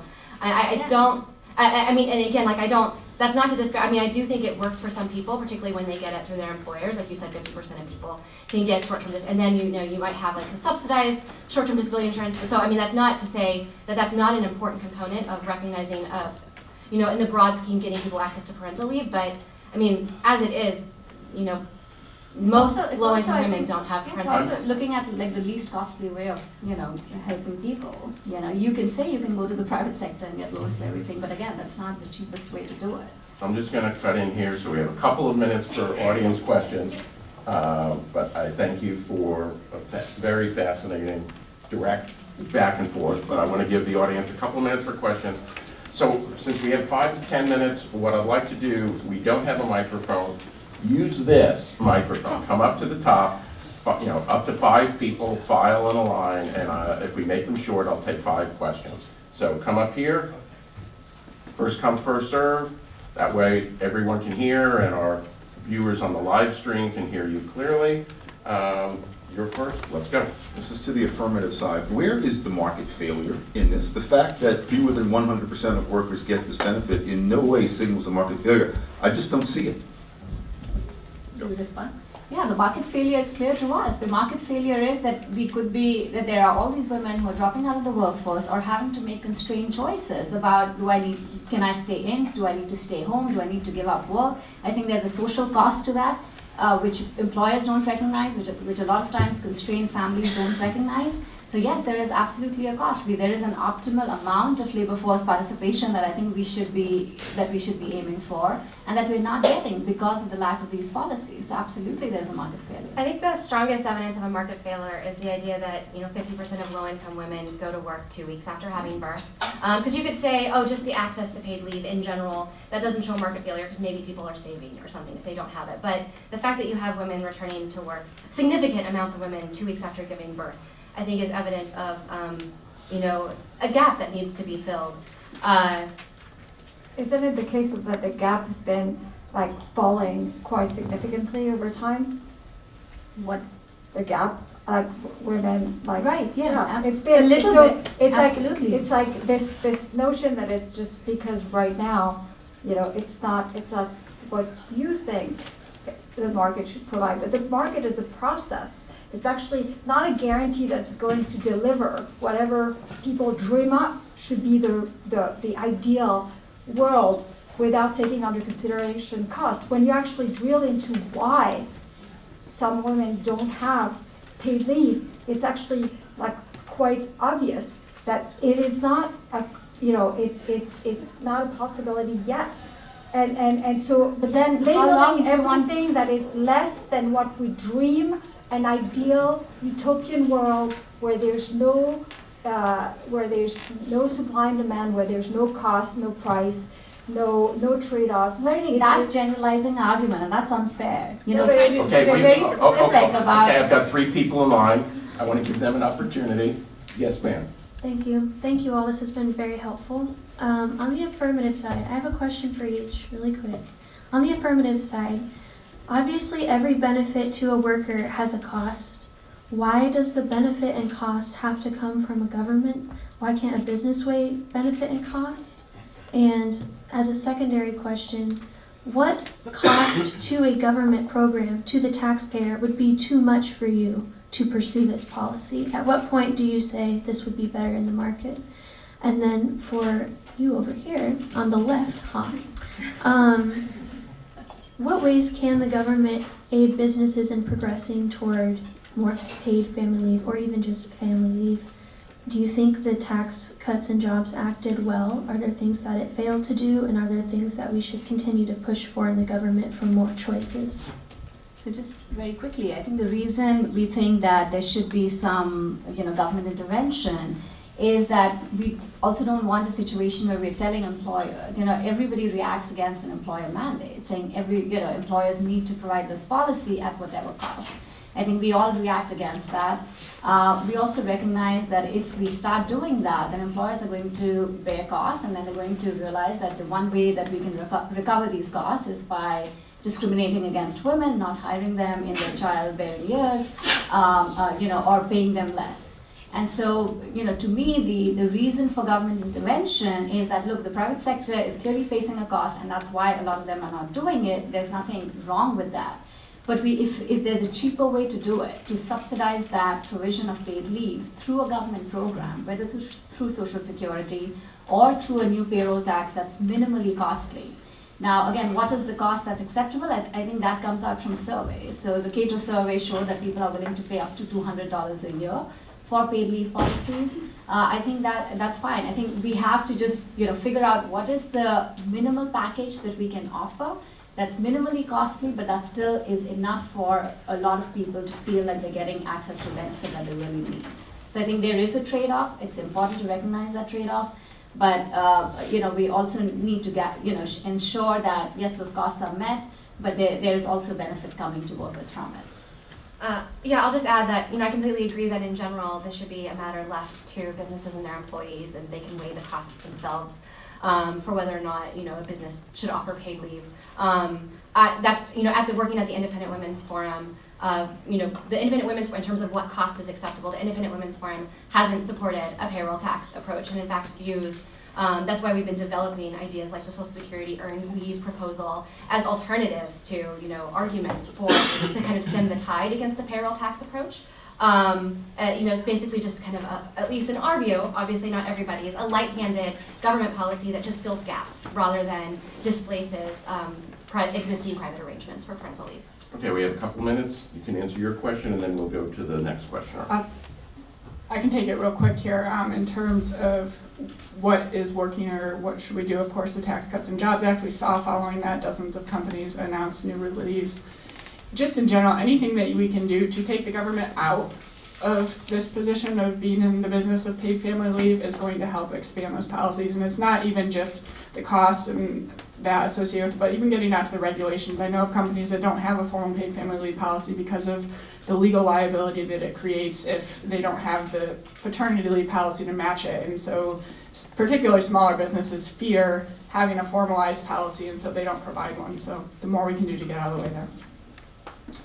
Okay, questioner. Yeah, hi, Connor Semmelsberger with the Family Research Council. So this is a really great panel. I thought we did a great job of talking a lot about the financial costs, but as a social conservative organization and as conservatives, I think we need to talk about the social benefits and social costs to the paid family leave policies. So my question is to the affirmative side. While generally looking through things through a pro-life, pro-family perspective, we're generally in favor of the principle of family leave, whatever form that might take. So my question though is things where we can run into issues is how if you promote family leave, whether it's federal, state, whatever the policy may look like, to remain neutral to whether a mother should go into the workforce or stay at home, so making sure the government doesn't pick sides, winners and losers there.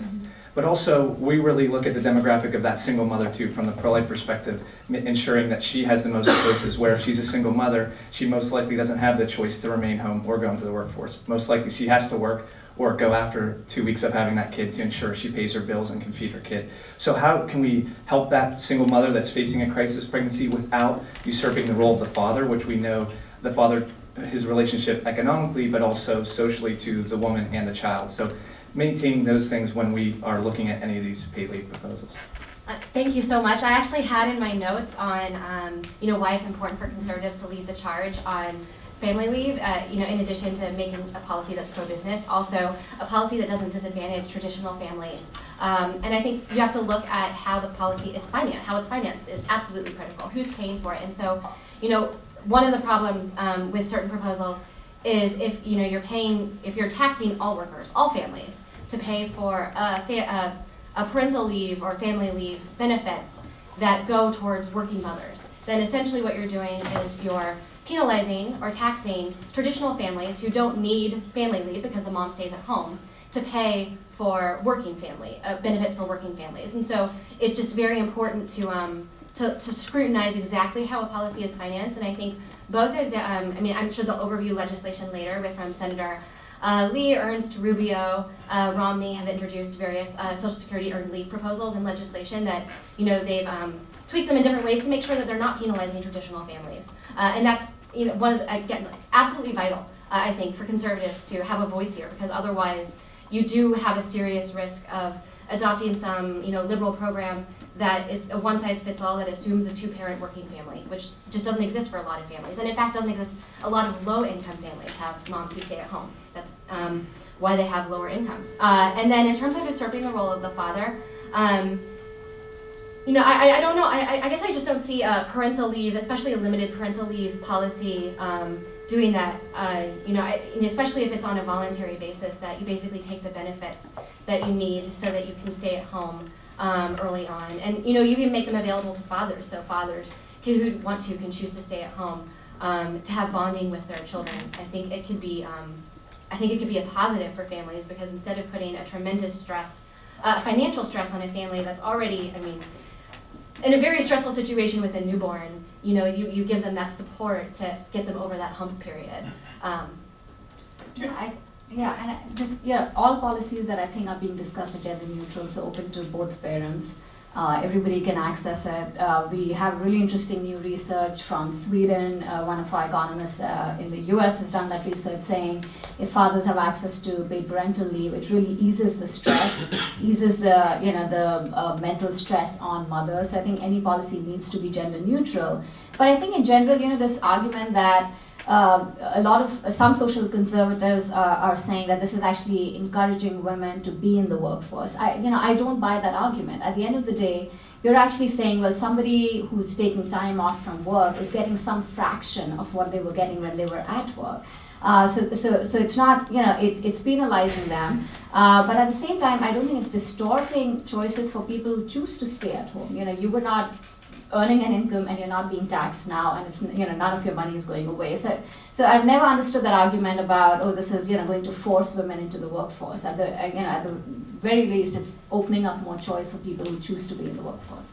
I have This 2 is points. going to have to be the last word, and I'm afraid you're going to have to ask your question privately because I've got to move on to the next panel. Go ahead. I promise to be quick with 2 points here. I'm glad that you brought up that any federally financed program would say that the care provided to a child of a working mother is valuable to the taxpayers and society at large, while the care provided to a child by a non-working mother has no value. There's no subsidy for that person who's already a stay-at-home mother or father.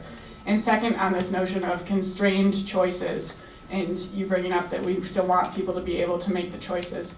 choices are always going to be constrained, and the government can't take that away. I'm a mother of 6 children, and I'm working, and I've made those choices, and there are trade-offs for that. You can't take the trade-offs away. They will always be there, whether there's a federal program or not. And what we're talking about is subsidizing one choice over another, subsidizing women taking paid family leave and working versus not. Well, I'd like to thank both of you, the affirmative and the negative, for giving us the We will take a short break, and the second panel will come to discuss the specific proposals that have been taken. Yeah,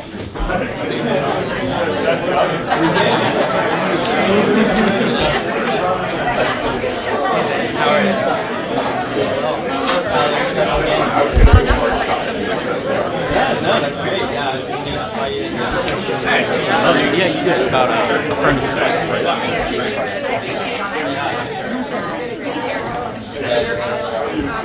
Well,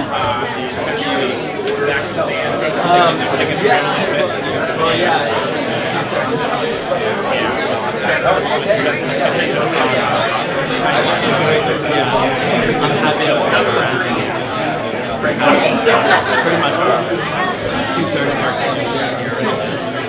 That's why I'm going to go back to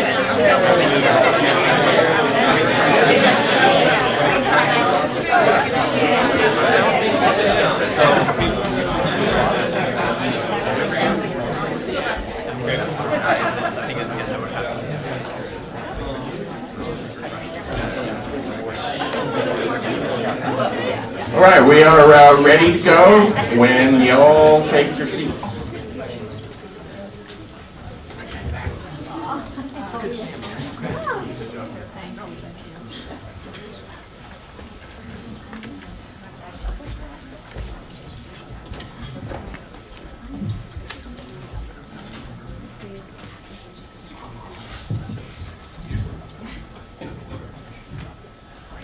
Okay, I'm going to take the silence as a signal that we're ready to go.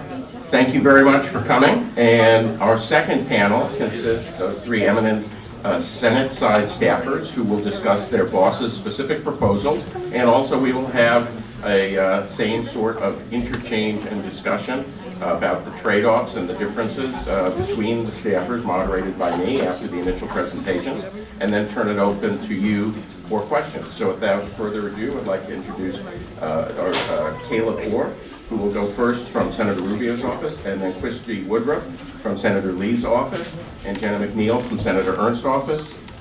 Christy and Jenna will be delivering their proposals sitting, and Caleb, you may do so if you would like, or you can join here at the podium, but thank you very much for coming. Thanks, Henry. I just want to start by saying it's a privilege to sit in on an internal meeting of the Joint Economic Committee, hopefully the Senate staff. No, this is a great crowd to discuss these issues with, and it's great to be among friends. I have a few thoughts that I will speak about relating to the policy concepts in the Social Security Earned Leave proposal that was being discussed earlier on this panel. It is a broad concept that Senator Rubio's bill and Senator Lee and Senator Ernst's bills also embrace. We filed our bill, the New Parents Act, with Senator Romney as an original co-sponsor earlier this year. And then last year, we proposed a similar bill as Senator Rubio. I have a number of thoughts that I've numbered here that I will go through in order. These are fairly broad conceptual subjects, and I think that to the extent there are policy differences between various approaches, perhaps it's best to dig into those in the questions. Number 1, paid parental leave policy is properly defined as social insurance. This is true as a matter of its nature, not just its policy design. It represents an ex-ante claim to benefits. The economic security the benefits aim to promote are focused on alleviating the financial pressures of a discrete and definable event, which is childbirth, and it's something that in a healthy society most people will go through either themselves or in connection to a spouse or partner. And I'm going to support this claim first by contrast. Unlike most social welfare programs, say for example, supplemental nutrition assistance, otherwise known as food stamps, or Medicaid, economic security in this context is not achieved solely by what's called an ex post transfer of resources, which is more like an open-ended transfer of benefits based on certain conditions. Paid leave is not inherently redistributive like these are, and that's because it's based on solving a structural problem. And that problem is that in our economy, we pay our workers the lowest amount of income during their childbearing years. This is true for all income categories, and it's borne out every year in the Social Security Trust Fund's income projections. It used to be less true when we had more stable manufacturing jobs. During workers' early 20s, mid-20s, they earned more than they do today. And this structural issue is getting worse as manufacturing jobs continue to erode. But that's a subject for another day, and it creates a problem that we have to solve in paid leave policy. And I think this has important implications for policy design. I think policies that take advantage of the elements of social insurance that are inherent to paid leave will make it more effective per dollar of expenditure. Risk pooled across an entire population costs much less than compensating for each individual risk. Financing across a time series allows for income smoothing. Universality makes for political durability. Nudges and pulls to encourage more paid leave offerings on the margin will introduce opportunities for arbitrage and are more self-limiting by comparison. Second thought. The main question that must be resolved in paid parental leave policy is the question of financing. By this, I do not mean in the sense of how to pay for it, as we often ask on our side of the aisle, so much as who pays for it. Paid parental leave is not the same as retirement benefits because not everyone who will retire will have children. Paid parental leave is not the child tax credit because not everyone who has children will be employed or wishes to return to employment after having a child. These are relevant factors because they create the possibility of disparities between who pays and who benefits. The main weakness of the Democrats' Family Act, as I see it, is that a payroll tax increase across the entire population of workers would represent a direct transfer from parents who take parental leave to parents who do not. Rather than pooling risk across a population of possible future beneficiaries, which is social insurance, this approach is a public financing of a particular kind of family arrangement, paid for by other kinds of family arrangement. Outlays that have been financed by deficit spending or otherwise would do nearly the same. The Social Security Earned Leave approach garners its advantages through optionality, which leads to my third thought, which is that optionality preserves social insurance. American workers who pay payroll taxes to finance programs that insure them against risk is what social insurance is. These include disability, poverty and retirement, and old age medical costs. All of these outcomes are possible to the vast majority of Americans. Childbearing, and even more so leave from employment during the period of childbearing, is not. This apparent conflict can be resolved by enacting an option. Creating a separate insurable risk of poverty from childbearing allows for the benefits of social insurance, mentioned earlier, like risk pooling and ex-ante income smoothing, without categorically cross-subsidizing within the population based on family arrangement. This is the approach of the Rubio New Parents Act.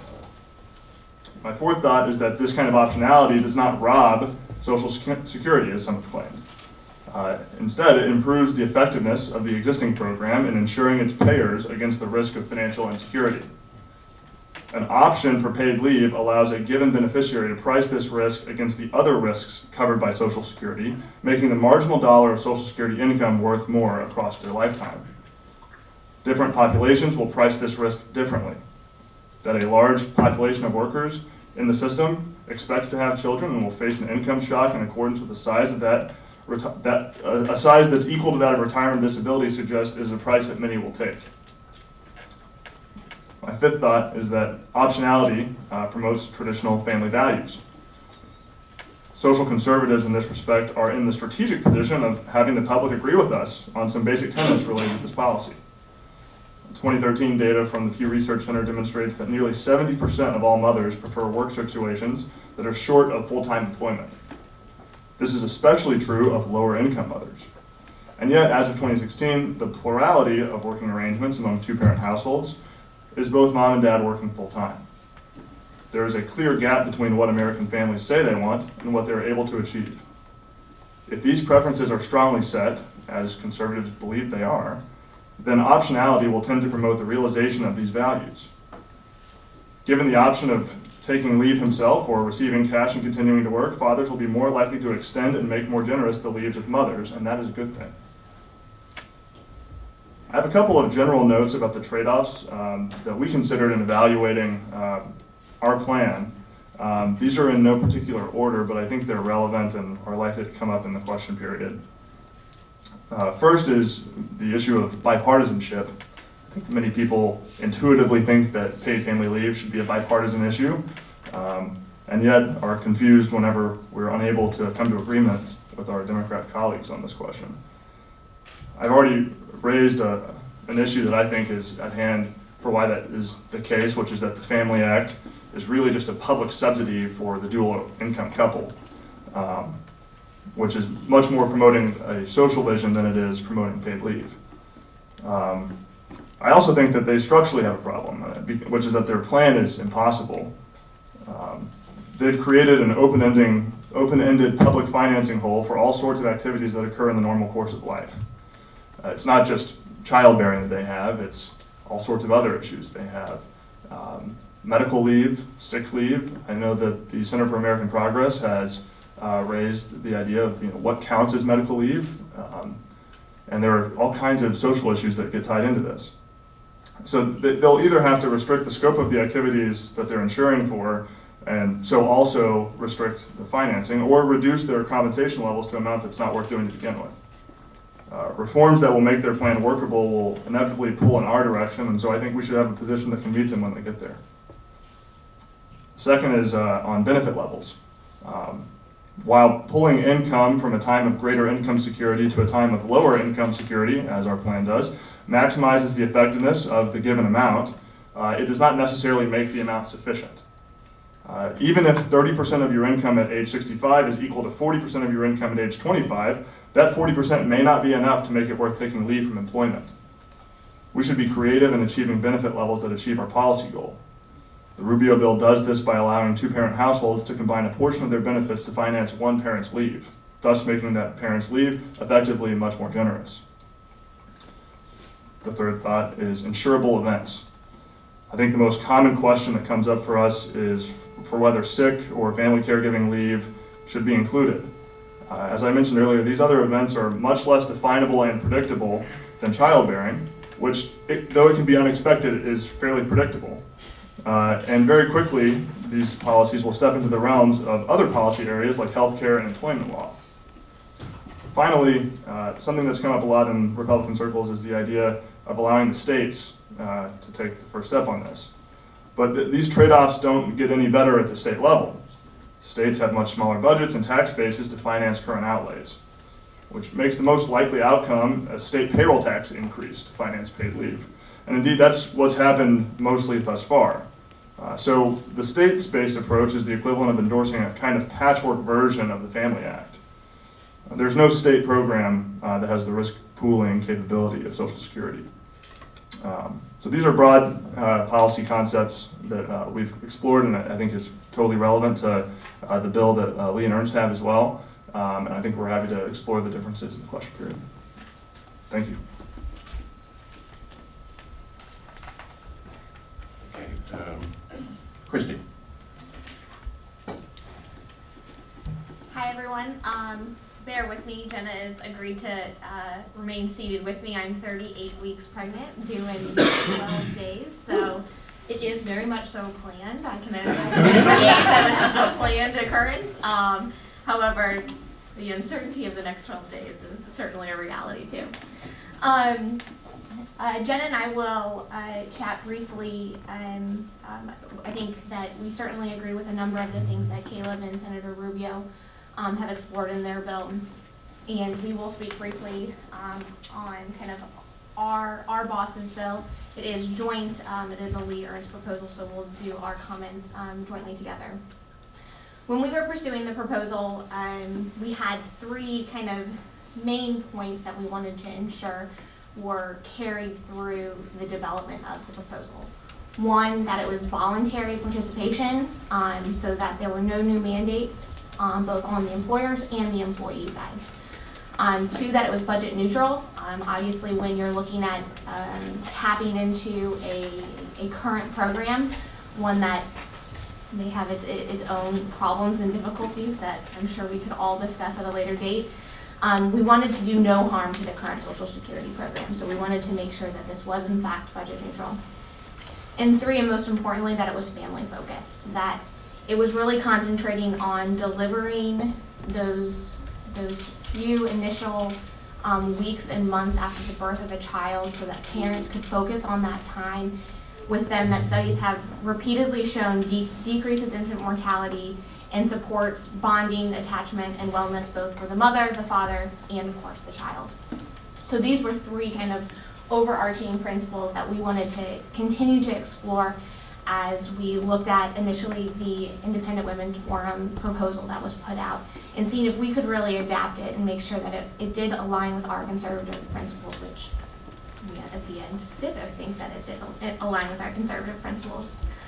There are minor differences between our proposal and Rubio's, which again, as Caleb had mentioned, we're happy to continue to discuss. But I think that as we can go through the questions, the one thing that we really wanted to make sure that we were delivering on is that we were borrowing time to be spent with the child. So parents were really having those moments with for bonding and attachment. So again, very briefly, the proposal allows for parents to take anywhere from 1, 2, or 3 months of leave in exchange for extending their work life for 2, 4, or 6 months prior to retirement. That's the overarching, and then I will allow Jenna to focus on a few more details. Well, I'm really excited that Christy brought her baby today to the panel. So thank you for doing that. I don't know whether it's a girl or a boy, but it's a girl. Okay, well, I think she will be excited to know she was on the panel in utero. So thanks for having me today. I want to thank the Ethics and Public Policy Center for bringing us together on a timely topic.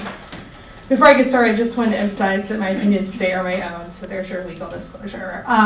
For a long time, conservatives have, frankly, I think, ceded family issues to the left. And I think this is unfortunate, not only because it's produced some pretty bad policies through the years, but also because I think conservatives have some pretty meaningful ideas on how to best help American families. So we've decided to tackle these issues head on. I couldn't be more thrilled to see how many folks in the Senate are coming to the table to talk through paid leave and similar matters that affect American households. So what brings conservatives to, like my boss and Senator Lee and Senator Rubio, to the debate? Well, I would say that, one, the workforce is changing. The 1950s housewife that stayed at home to care for her children is, frankly, whether we support it or not, is now the 2020 vice president of sales, and her husband is the vice president of marketing for his company, or he might even be that stay-at-home dad. So the workforce has changed, and the number of families with 2 working parents has increased by 15% since 1970, while the number of families with just a dad working has decreased by 20%. That means there's a lot of households out there that have a lot of childcare needs. I think the second is the economy is booming, right? And I want to give credit to the Trump administration for making that happen. But with record unemployment and a great economy, people that want a job have one, and that means childcare issues. And it's not just about affordability, it's also access. And that's more apparent than ever probably in Iowa, where my boss represents. In Iowa, we have a 2.4% unemployment rate, which is great news. It also means, though, that access is a huge issue for working folks that simply can't find providers for childcare. And that's particularly the case for newborn care, which is why this really relates to this paid leave debate. The Des Moines Register has used the term childcare deserts and has said that 700,000 Iowans live in this so-called desert. And 35% of rural Iowans live in such a desert. Yet between 2013 and 2018, licensed and registered childcare providers in Iowa dropped by 42%. So that's a huge drop in the number of people just offering the service. We don't even get into the issue of affordability. We're just talking about offering. So good news, lots of people working, good news, a booming economy, but it also creates challenges, and I think we have to recognize those. And the other fact is that millennials and Generation Z just statistically aren't having children. And one of the reasons they cite is the affordability of childcare. We all know that for millennials, reaching adulthood, right, as the economy fell apart, was more difficult on them. And many of them were economically insecure in their 20s. So as the party of life, and as the party that I think has the best solutions for supporting healthy families, I would argue this trend probably isn't in our best interest as conservatives. And then finally, I think people are talking about it, right? The conversation's going to be had whether we like it or not. So the liberal left has made the Family Act their signature priority, and frankly, they have the gavel in the House, so just practically, they're probably going to push on that. The president has had paid leave in his budget for the last 2 budgets, and thanks to Ivanka, I think the conversation continues on what the options look like. And we have the opportunity to shape that debate if we want to take on that challenge. So Senator Ernst and Senator Lee, as well as Senator Rubio and others, have accepted the challenge. One of the reasons I prefer our approach is because I think it's a good way to address a couple key issues. One, there's no payroll tax. We are not the party of job-killing regulations, and the liberals have never met a government mandate they didn't love. So while their approach, the Family Act, is centered on a new tax on everyone, ours is not, and I think that's a key difference. They've talked about it costing only a mere coffee a day, and I'm still trying to figure out how big this coffee cup is, because I suspect they're drinking a lot of coffee if that's the case. We are helping people that are on the margins. You know, right now we have people across America, and I think we talked about this in the last panel, who are making the decision about whether to stay at their lower paid job and pay for childcare versus taking a government benefit and continuing to stay at home after that student has arrived. I think it is an incentive for people to work, to stay in the workforce and come back after childbirth continues to be a good thing. And we've heard time and again from small business owners in Iowa about the fact that they want to keep their employees, especially when you have a 2.4 unemployment rate. You want to keep those folks, but they don't have any options to help fix that calculus, particularly for hourly employees. It's voluntary, as Christy mentioned.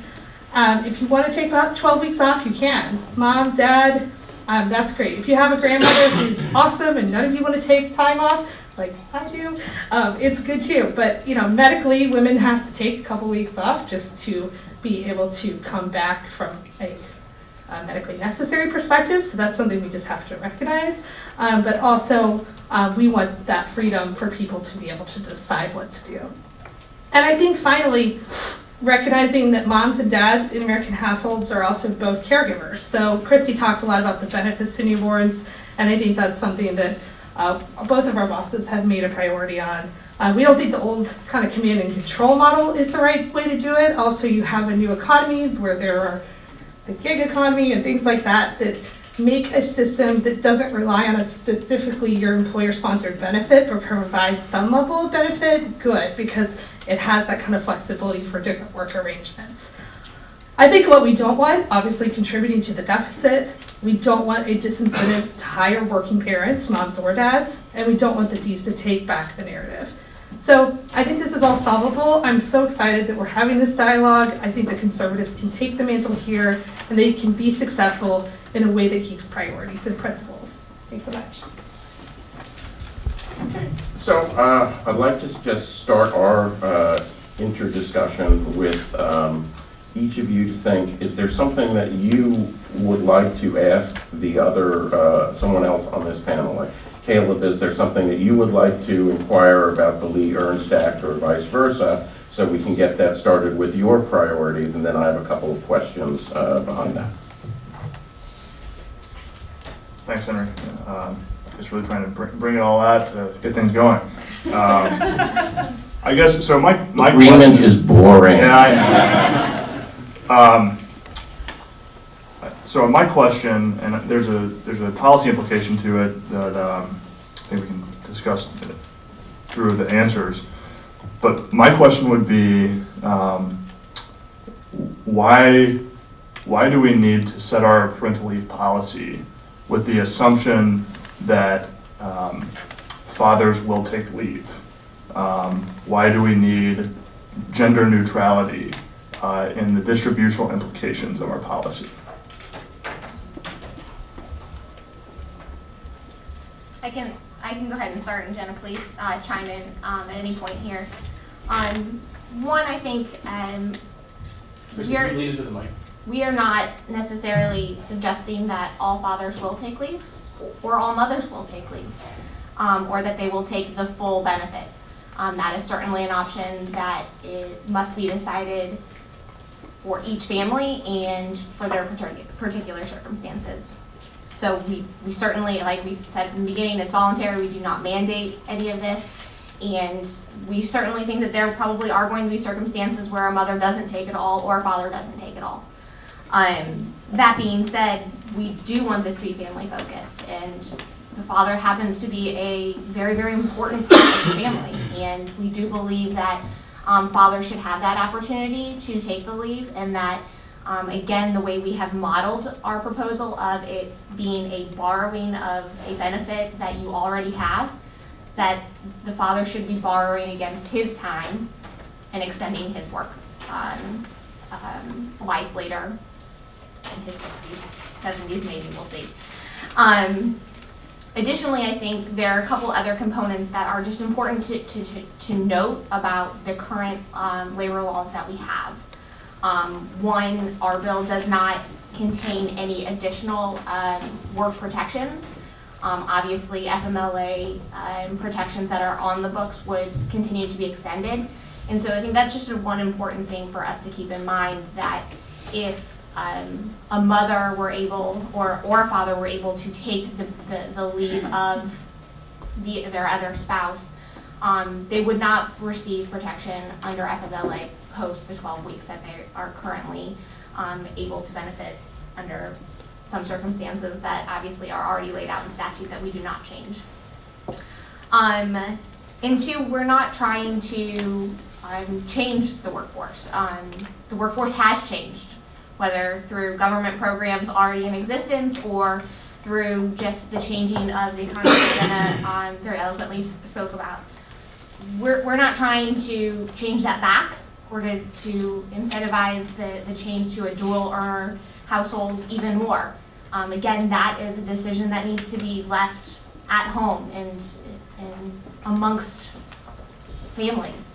And so, again, we're not trying to incentivize a woman or a father or a man to be to stay at home for a longer period of time that may remove them from the workforce, or to incentivize that is the kind of the proper way to rear a child.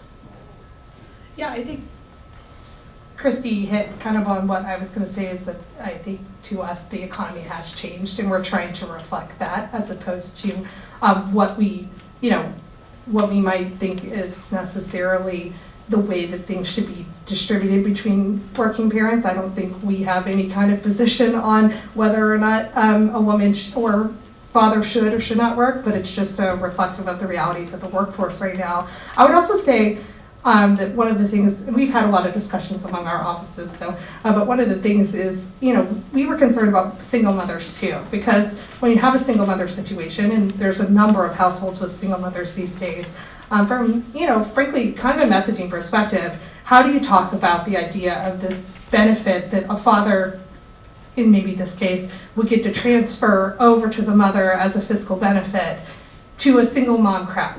And I think that's something that was just in the back of our minds from the Senator's perspective, is how you talk about that versus something like the Family Act that promises the world to everyone and may not be able to deliver, but that's kind of the force we are reckoning with.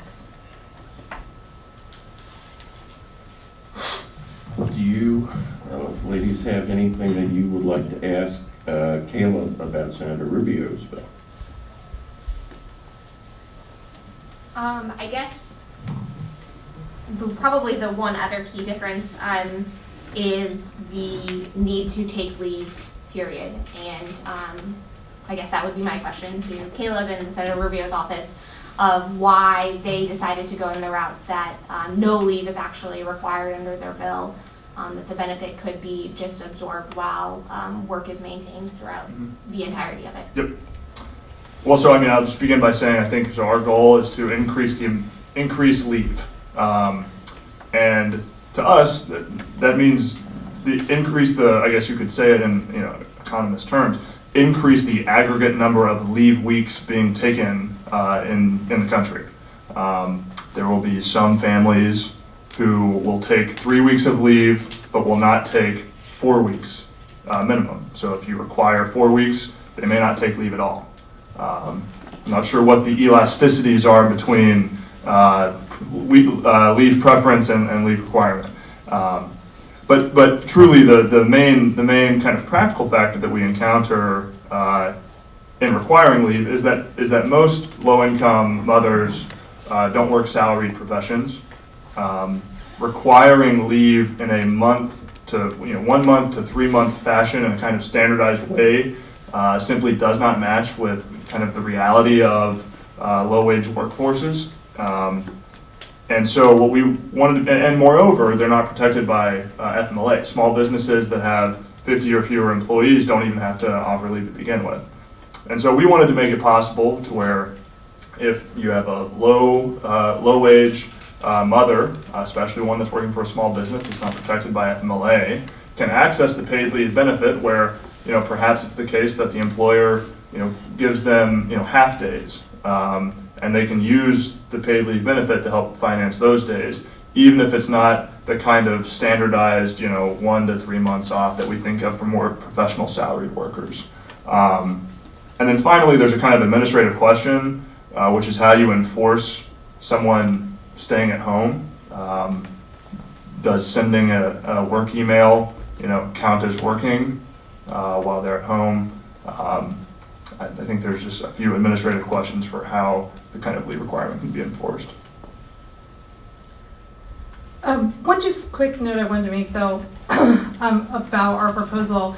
FMLA applies, so yes, Kayla's right on a small business context, like the FMLA protections would not go in, but people could still take advantage of our benefit. Even if they worked for a small business, they just wouldn't have the protections afforded by FMLA. So let's say a small business owner in Iowa, like the ones I've talked about that we've heard from, those people that work for them can still get that benefit. It's just that they wouldn't have the protection of FMLA. But if the small business is not subject to FMLA, and so they do not offer the amount of leave time off that's required by the bill, then how are they able to access the benefits of the bill? Because any small business owner that wants to offer those benefits can offer that benefit. There's always an option there. FMLA just says what you have to do. It doesn't say, under the law in terms of unpaid leave, it doesn't say that you can't offer the benefit and most small business owners I know would like to offer something to their employees. Do you have any other questions that you'd like to pose to each other?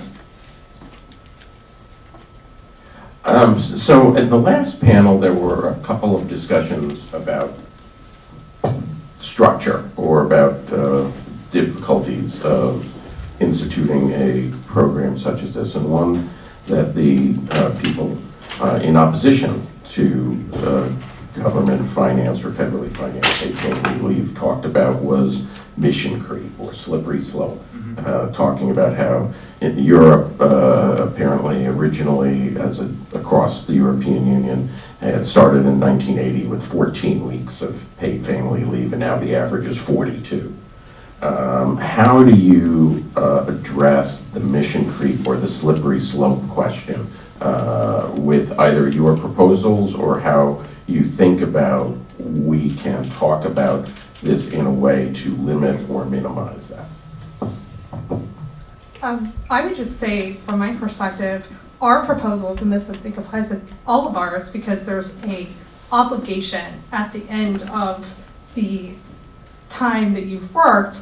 You're not just, I hate to use the word handout, but you're not with like something like the Family Act, you're giving people basically a subsidy with no obligation as I guess a mutual exchange. With ours, you are saying you would have to work longer. I think there's some sort of limit that people would say, yeah, I'm not going to work that long because I don't want to, have to have 42 weeks off or whatever, a year off. Like that would be a lot in terms of extra work on the back end.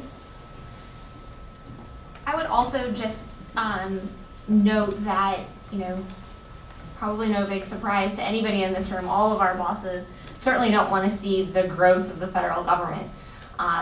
Senator Lee is constantly fighting and working to roll back federal government programs, particularly newer ones, demonstration programs, ones that have no proven success.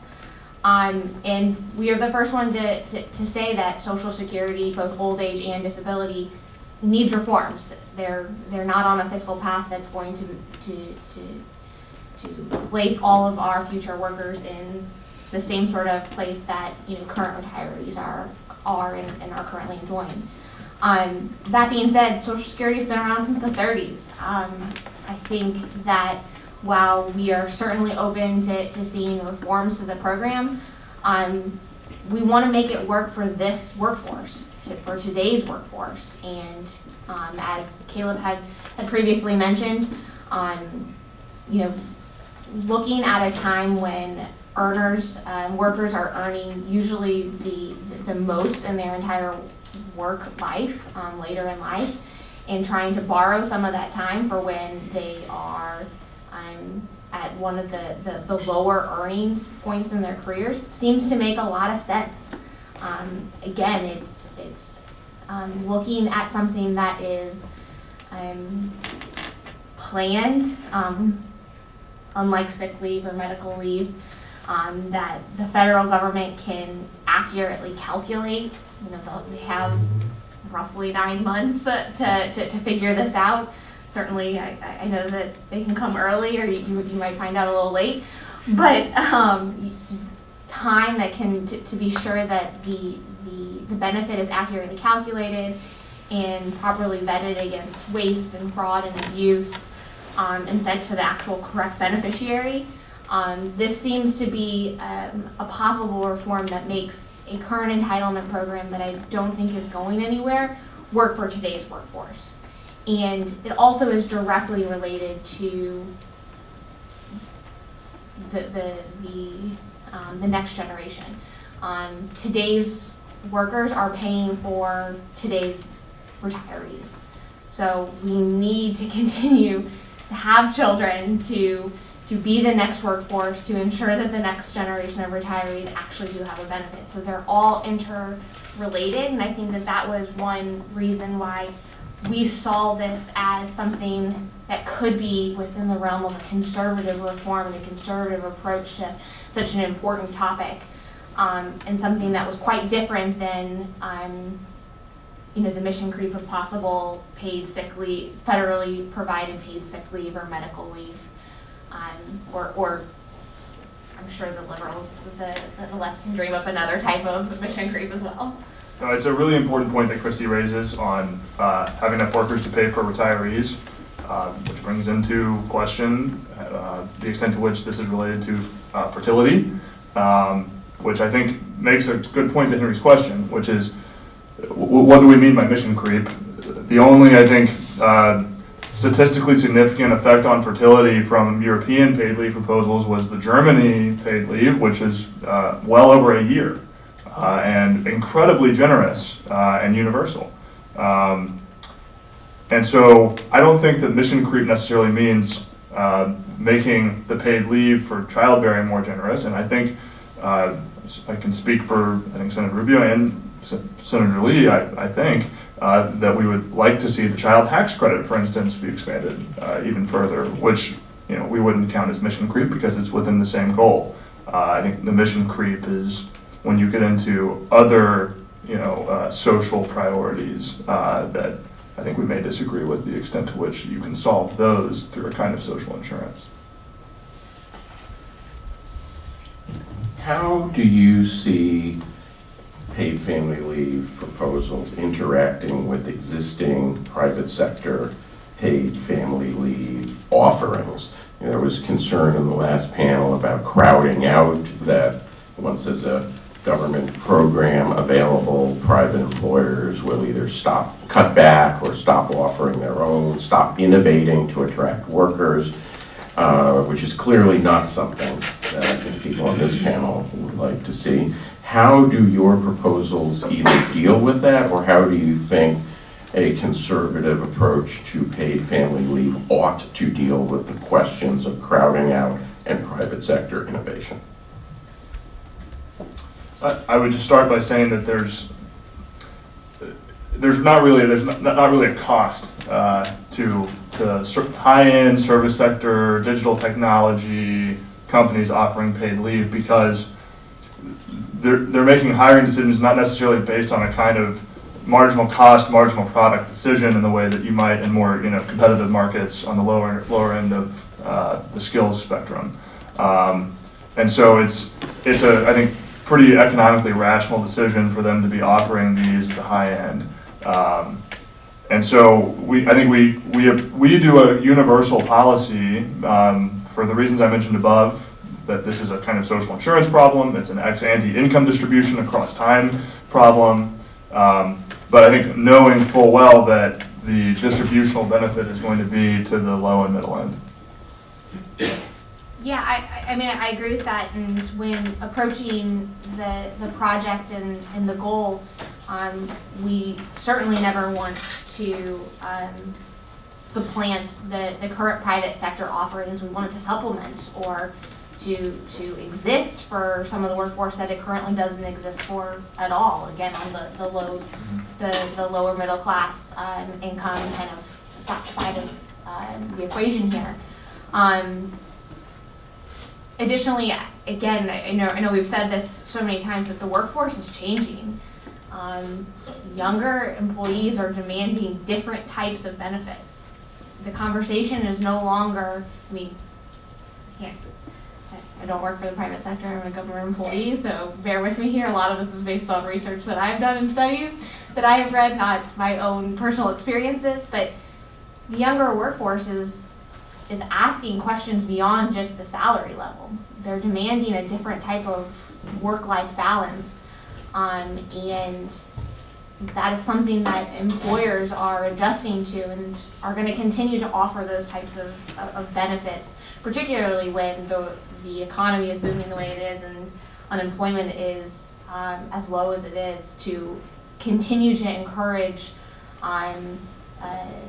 the right and the best workforce to come and work for them. And again, we're trying to make sure that this type of benefit is available across the income scale. I would just add, we also support the child tax credits. But beyond that, I think that it's also, this is something we talked a lot about, is what the replacement rate looks like, because I think there is a danger that if the replacement rate is so much that it may just have employers give up and say this isn't really worth us providing it, or you get a more generous benefit with the government, why not do it anymore? So I do think our replacement rate level is at a level that would allow for people to be helped by it, but that employers won't feel like they have to stop, or that they want to stop offering it, because people are still going to have some level of financial contribution. So I actually think not having like 100% replacement actually helps with that particular challenge. And I have one more question, then we'll turn it over to the audience. When I was researching my book on Ronald Reagan, I uncovered the old debate about who needs help before Medicare was adopted. That the Republican approach that Ronald Reagan endorsed was one to help the people who were genuinely poor with a government paid program, as opposed to the universal approach. One of the things that came out both in what you've been talking about and what came out in the first panel is that there already is a substantial number of people who, either through generous employer policies or through standard short-term disability policies, have access to paid leave, but that there is a genuine problem of lack of coverage, particularly at the bottom of the income scale. So the question I ask is, why not make a targeted program to address the need, the lack of coverage, as opposed to a universal program? What's the argument for universality over targetedness if the genuine problem is in, say, the bottom third of the income scale, as opposed to a overall social problem?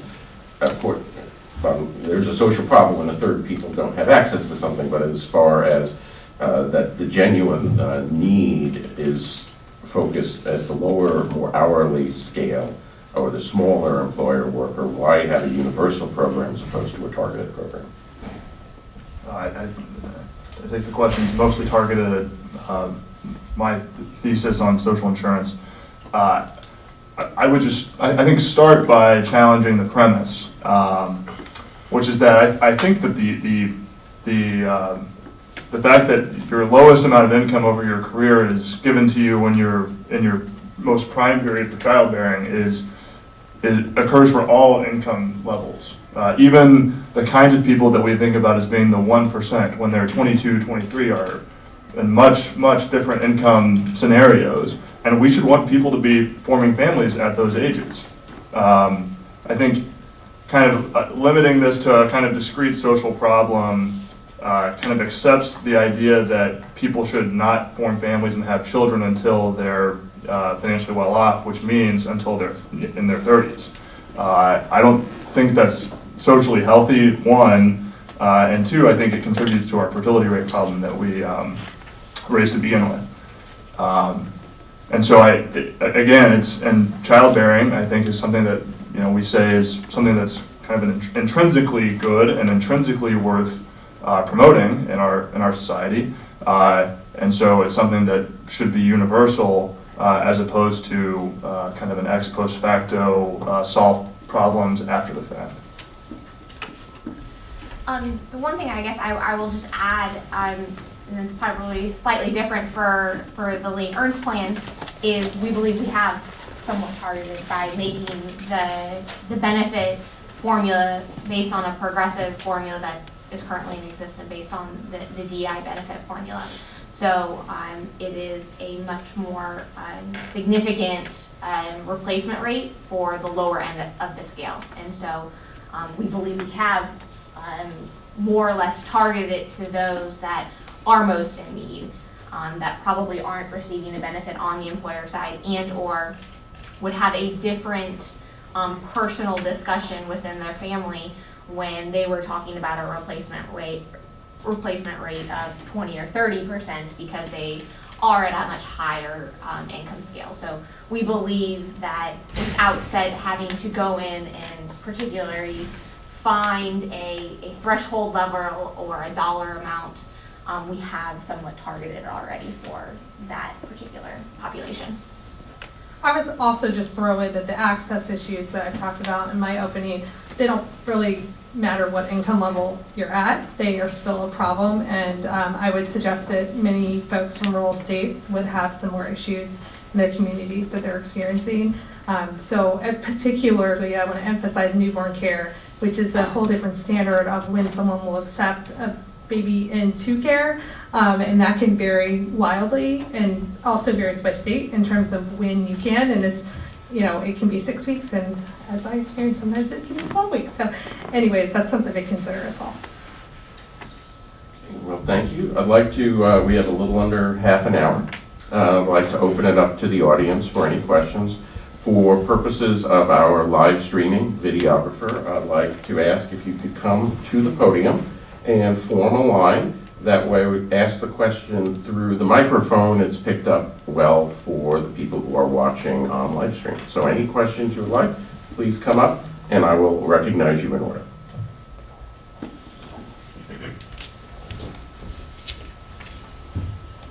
I recall another AEI Brookings report having in it the line about preach what you practice, and that there was an effort to have the practices of those who were middle and upper income applying to those who were lower class, lower income workers. And I wonder if there's any implication to that in the way that you've constructed this program? Is there a magnet for getting the benefit only if you do return to the workforce? Is there something else that you want, that you see as sort of the societal good that you want to play out and integrate in the family leave policy as you designed it with number of weeks, et cetera? I don't mean to be contrarian here, but I might say the reverse.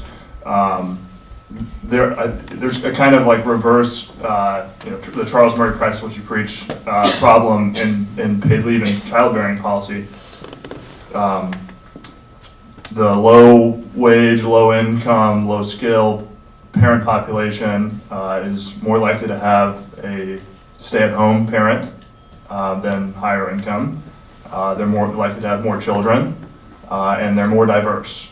And so in some ways, I think we should want the upper income spectrums to look more like the low income spectrums, in childbearing at least. And so I think, we've crafted a policy that we think can do that because our policy is as accessible as possible to low wage, hourly workers, and also does not have that kind of magnet that requires return to work after childbearing. And in fact, truly makes it accessible to people who we might traditionally think of as stay-at-home parents. Parents who used to work or started off working early in their 20s and had children and really don't plan on returning to the workforce until after they've raised their kids through school. We think that paid leave should be not necessarily about leave from formal employment or from a particular job at a particular income, but more like leave from the labor force more generally, which we think is something that's good and worth encouraging. I guess I would just say that, at least from the Lee office, we are not preaching have more children, have less children, stay at home, go to the workforce. We're not trying to preach any of that. That is an individual choice that needs to be made by individual families. I think what we're trying to preach is we've got an entitlement system that isn't working for the current workforce that we have, and let's make it work for that. Let's model it after the emerging workforce that we have, and not continue to allow the federal government to manipulate families that they feel like they have to have dual earners, or they have to have one family that stays at home. Every circumstance is very different, as Jenna had mentioned. We're seeing less of this because we are seeing a more mobile workforce, but there are still plenty of circumstances where families stay near and close to extended family, where you have grandparents, aunts, uncles, cousins available to pick up and to help out. And again, those opportunities should be utilized and should be different for each circumstance. So I guess I would just say that we're not trying to preach have more children or have less children. We come from Utah, we like lots of kids, so we see lots of kids in our kind of coming in and out of our office, and but we're not trying to incentivize every family to have 2 or 3 or heck 5 or 6 kids. That's great, we love that. But we're also not trying to manipulate or to change the family dynamic to say that every family should have at least one parent at home, or should have two parents in the workforce. I would just add one caveat there. I think Christy's right. I think we're a little more comfortable saying we should be promoting these things actively. But at the same time, I think, as I was trying to say in my remarks, that has the advantage of being closer to what parents say they want in the present. Parents say they want more kids than they wind up having. They would say they would rather work less than they do, that they'd rather spend more time with their kids than they do. And so while I think we're comfortable saying that some things are better than others, I think it also has the virtue of just saying we should give people what they want. More questions? Go ahead. I would say from a perspective, I think, of both of our offices coming into this, we did see the value in terms of newborn care and having a mom and dad have the ability to be there for those first 12 weeks. I do think we were very strongly supportive of that. My boss, I won't speak for Senator Lee, but I mean, I think my boss felt like having that bonding time is important, and that's just how she feels about it. It's not necessarily like an ultimate goal of the program, but I think we do feel that families are better off when mom and dad are able to be with a newborn at those critical first few weeks of life. More questions? Yes.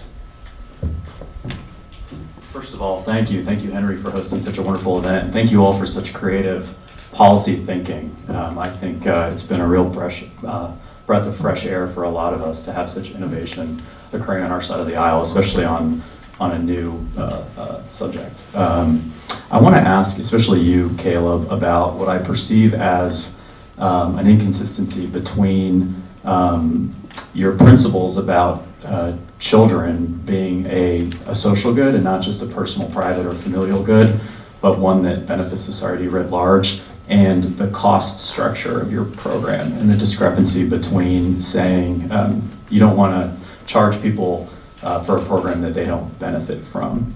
Is there an inconsistency there, given that children will bear the costs of childless retirees and so on and so forth? Yeah, I would just start, that's a great question. I think we actually began our policy exploration with that question because that is exactly the problem that the Gillibrand Family Act has, which is that it raises taxes on everyone. It says, you say paid leave is a social good, childbearing is a social good, we'll raise taxes on everyone, that's okay because it's a social good. But it's not really, benefiting childbearing, it's benefiting people who have a discrete, employment that have kids and want to return to that particular job at that particular income level. It's dual income. It's a public subsidy of that, right? And so it's not really subsidizing childbearing, it's subsidizing dual income parents. And so we approached this and said, well, what is a way to get around that? And one way to do that is to keep the cost structure, contained to the individual. I think your point's well taken. I think that's why, we support the child tax credit, which is a kind of, public socialization of tax liability. I hope that the quote does not wind up somewhere. It will now.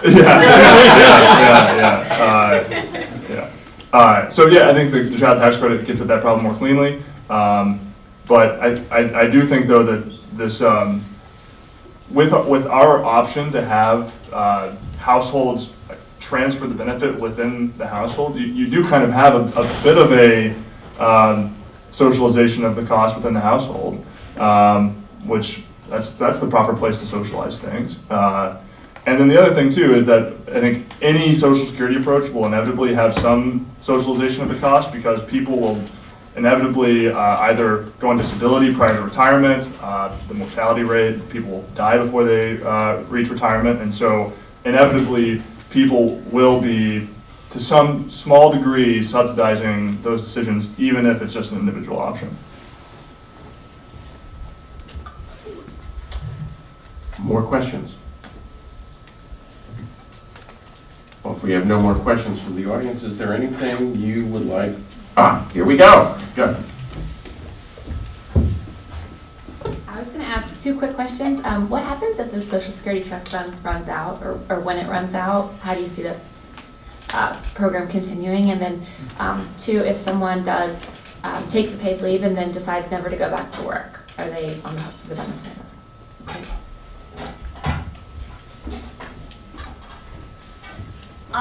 The first part of your question on what happens when Social Security runs out. It is currently set to run out in 2024, and at that point in time, 77% of the payments, of the benefit would go out the door. We don't see that at all changing. Now, that's a totally separate question because, again, it's borrowing time, so all of these benefits should be, it should be a zero cost measure, and that's why when working with the actuaries, they actually did say that you needed to, for every month that you took off, you had to extend your work life by 2 months on the back end. So that does take into consideration some of the of what both Caleb was saying of mortality, disability, and also what you're saying of a mother or father that takes this and then decides to either not return to work or doesn't return to work long enough to meet the required, I believe it's 20 for Social Security benefits. The quarters. The Oh, yeah, quarters. right, yeah, it's, I think it's 24, 20. I apologize, I should know that. That doesn't reach the required work quarters needed to be eligible for Social Security. So that has been taken into account so that this at least for our proposal, it doesn't cost anything to the trust fund solvency.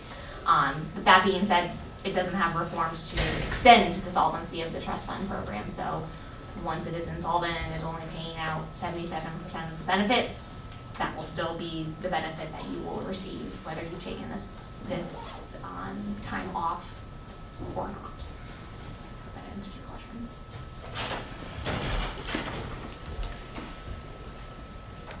I think what Christy said, I would agree with all of it. Obviously, we will need creative solutions, and we came into this knowing that that was the case, and we continue to recognize those realities, but also have just put a focus on how we would do this in a way that did not shift that date in any way.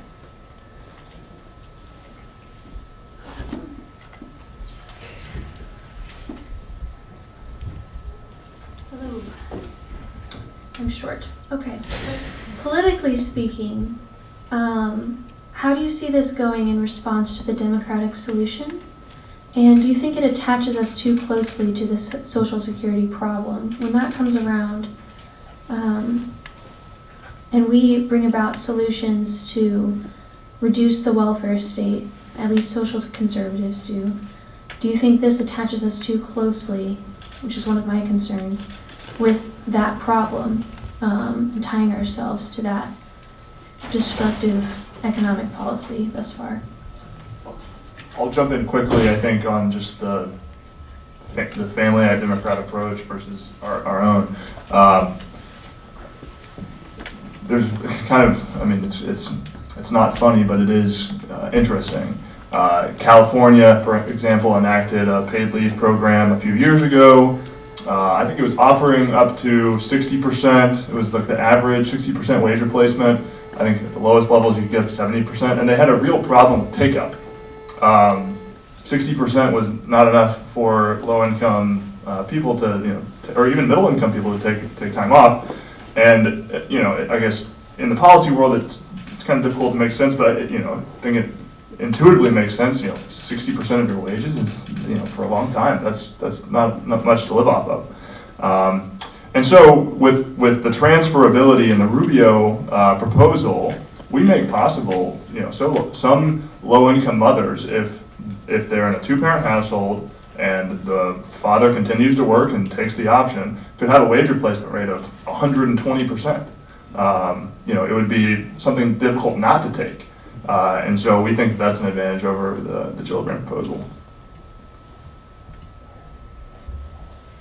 I think the biggest danger here is us not attaching ourselves to issues that people are talking about and caring about, and not having a solution that's a conservative solution that makes sense, because this is an issue that people are wrestling with, and the Democrats are going to continue to offer them options until we have something that we could show differently. So I'm worried about that. Yeah, I think I agree. Politically, we are tied to it. We've got conservatives on Social Security. We've got Democrats and liberals and libertarians on, receiving Social Security benefits. I think we are attached to it, and the solution needs to come from somewhere. And if this is separate from the paid leave need for a solution there, but if we don't come up with reforms to the entitlement programs that we have, when we do reach 2034 in insolvency, I think it's naive of us to think that we're all going to get away with a 23% haircut on seniors, and that's just going to go unnoticed by a large portion of our population. So we need to be putting forth solutions, and then separate to that, again, that was certainly why when we aggressed on this project, we didn't want to change the date of the insolvency. We didn't want this project to move that insolvency date up. I think this is, again, another topic that folks want some sort of answer to. And while I'm the first to say the federal government shouldn't necessarily always have the answer, if there's a broken entitlement program that's available and that is meant to, is directly tied to the workforce, that makes sense, and that we can find a conservative way to approach it, we should take that opportunity. Again, please, don't get me wrong. Don't think that that's the case at all times. I think that the federal government should stay away from a lot of these issues. But I think that the way that Senators Rubio, Lee, and Ernst have approached this is a really novel approach, and one that I believe that conservatives can get behind. More questions? Okay. Is there anything that you would like to say, either to ask one another or to conclude as we conclude our program? I guess I will just, I don't have any questions for the rest of us, but as we continue this discussion, I mean, thank you so much for holding this. This is immensely beneficial. But we benefit from all of you guys reaching out with additional comments and concerns and questions. It hones our arguments for our proposals, and gives us ideas to improve upon them. I don't think either of our proposals are going to pass tomorrow, unfortunately. And so there's plenty of time to make improvements, to make them better, and we're the first ones to I think, suggest that we don't have all the answers. And so we look forward to continue to work with you all and making sure that we do approach these topics, whether it's long-term Social Security reform or a little bit more narrow to the topic of today of a paid parental leave option, of making sure that we have approached it in a conservative way. Okay, well, thank you. Please join me in thanking our panelists.